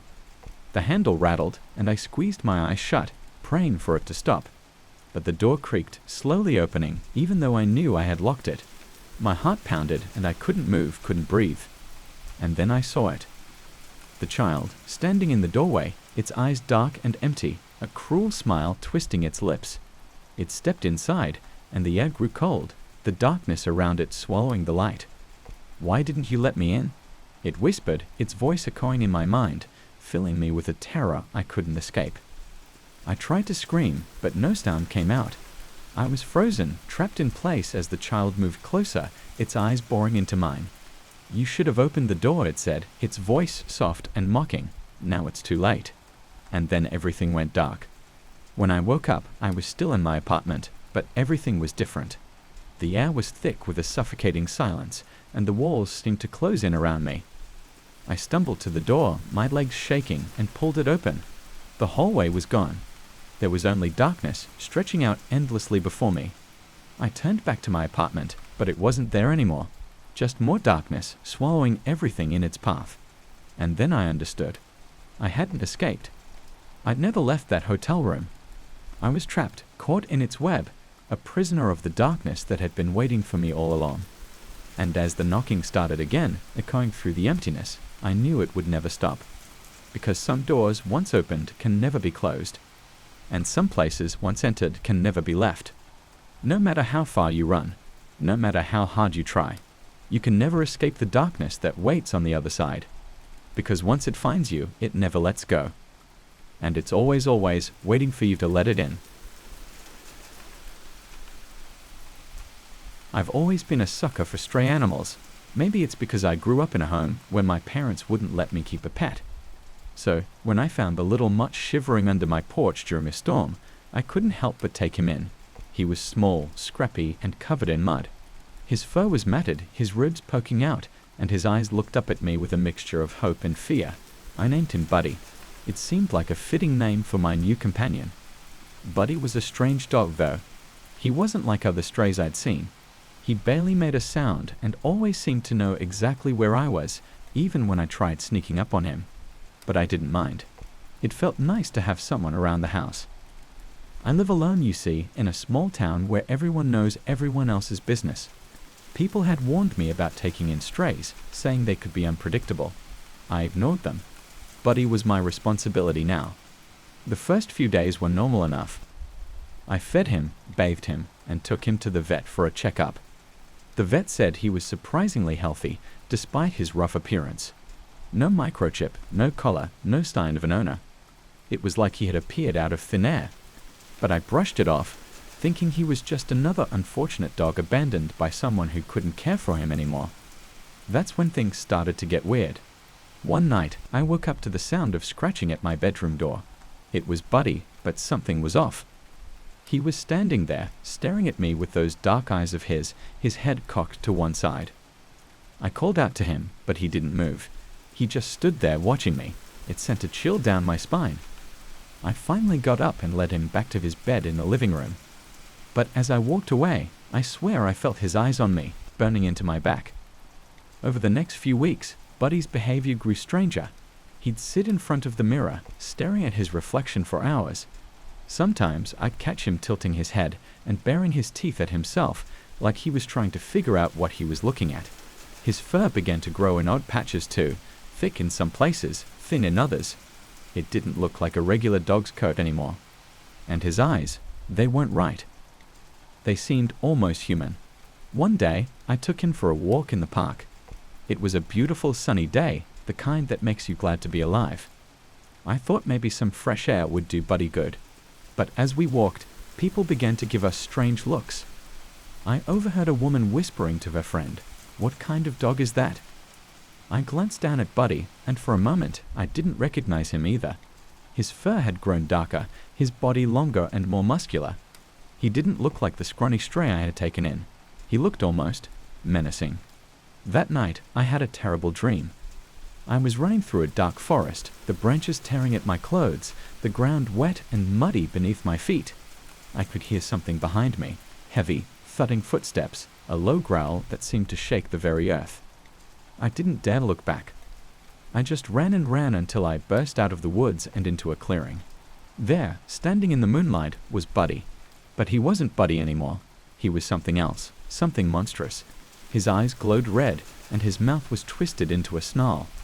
I woke up drenched in sweat, my heart pounding in my chest.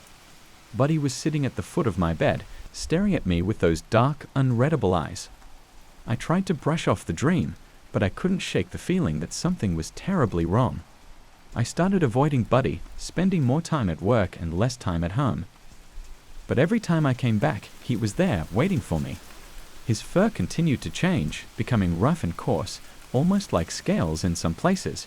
His eyes grew darker, his teeth sharper. He didn't even look like a dog anymore. He looked like, I don't know what he looked like. One night, I decided I'd had enough. I couldn't keep him anymore. I needed to get rid of him before things got worse. I called the local animal shelter and arranged to bring him in the next morning. But when I went to bed that night, I couldn't sleep. I felt this overwhelming sense of dread, like something terrible was about to happen. And then I heard it. A low, guttural growl coming from the living room. My heart stopped. I crept out of bed, my hands shaking, and slowly made my way down the hall. The growling grew louder, more menacing. I could barely breathe. I peeked around the corner and saw Buddy, or whatever he had become, standing in the middle of the living room, his body twisted and hunched, his fur bristling. His eyes were glowing red, just like in my dream. I backed away, but he turned and saw me.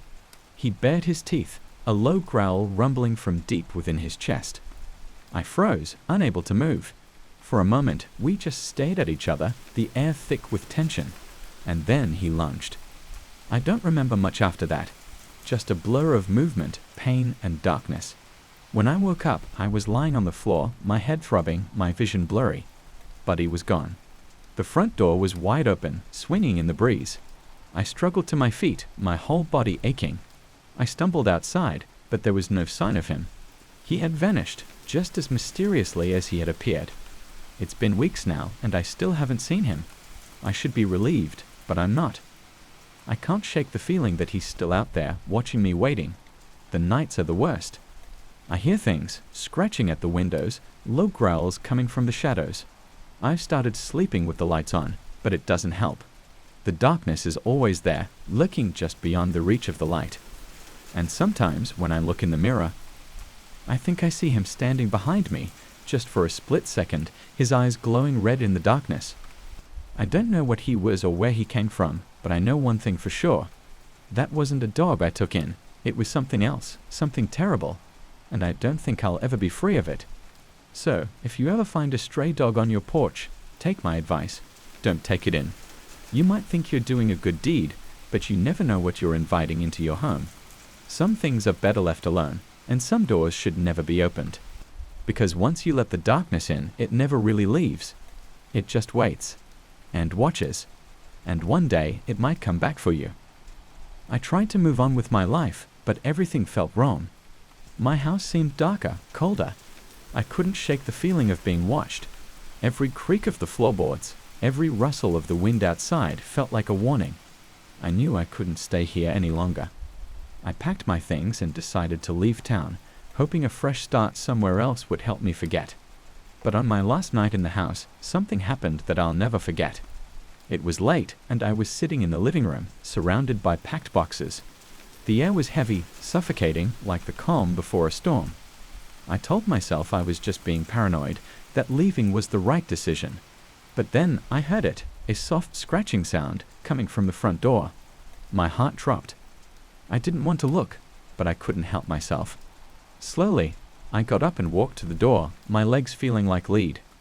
I stood there, my hand hovering over the doorknob. The scratching continued, more insistent now. My whole body was trembling. I knew I shouldn't open the door.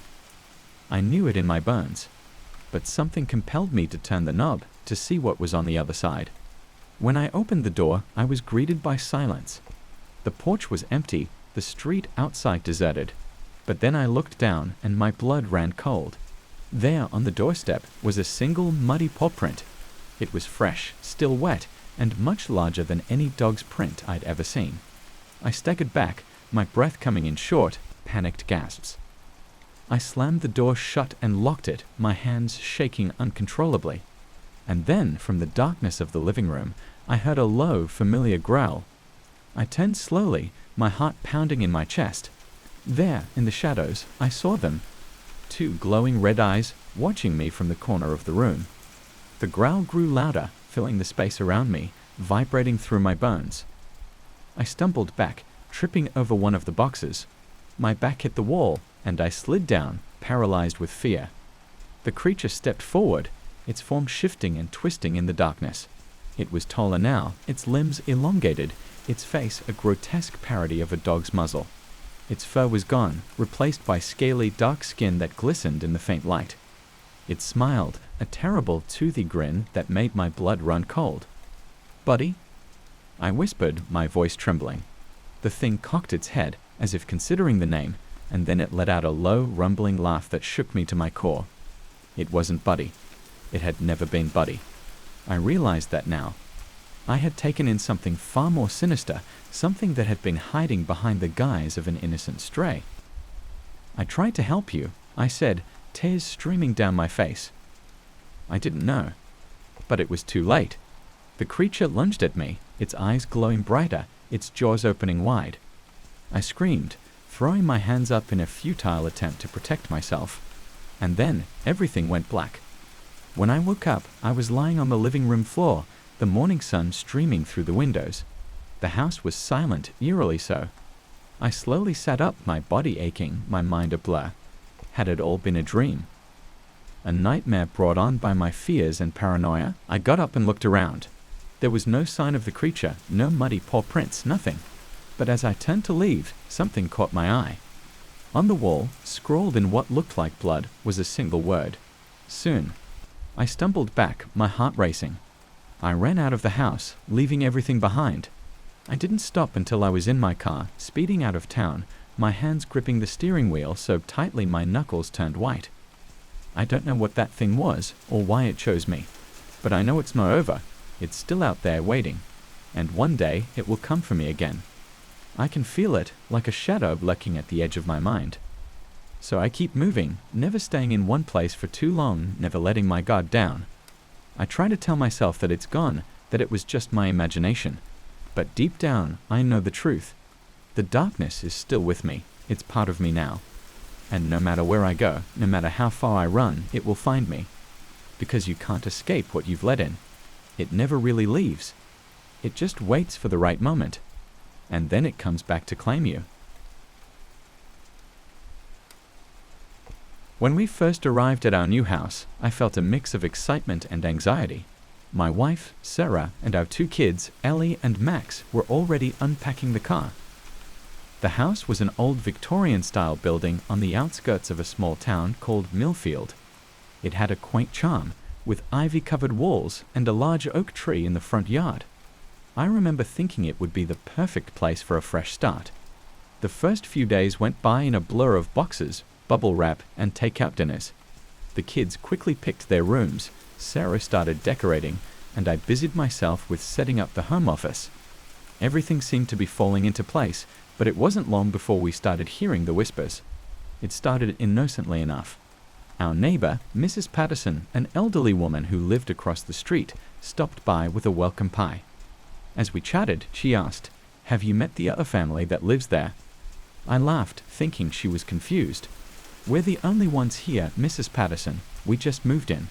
She gave me a strange look, then smiled politely and said, "Oh, right. I must be mistaken. Enjoy the pie." I shrugged it off, but that was just the beginning.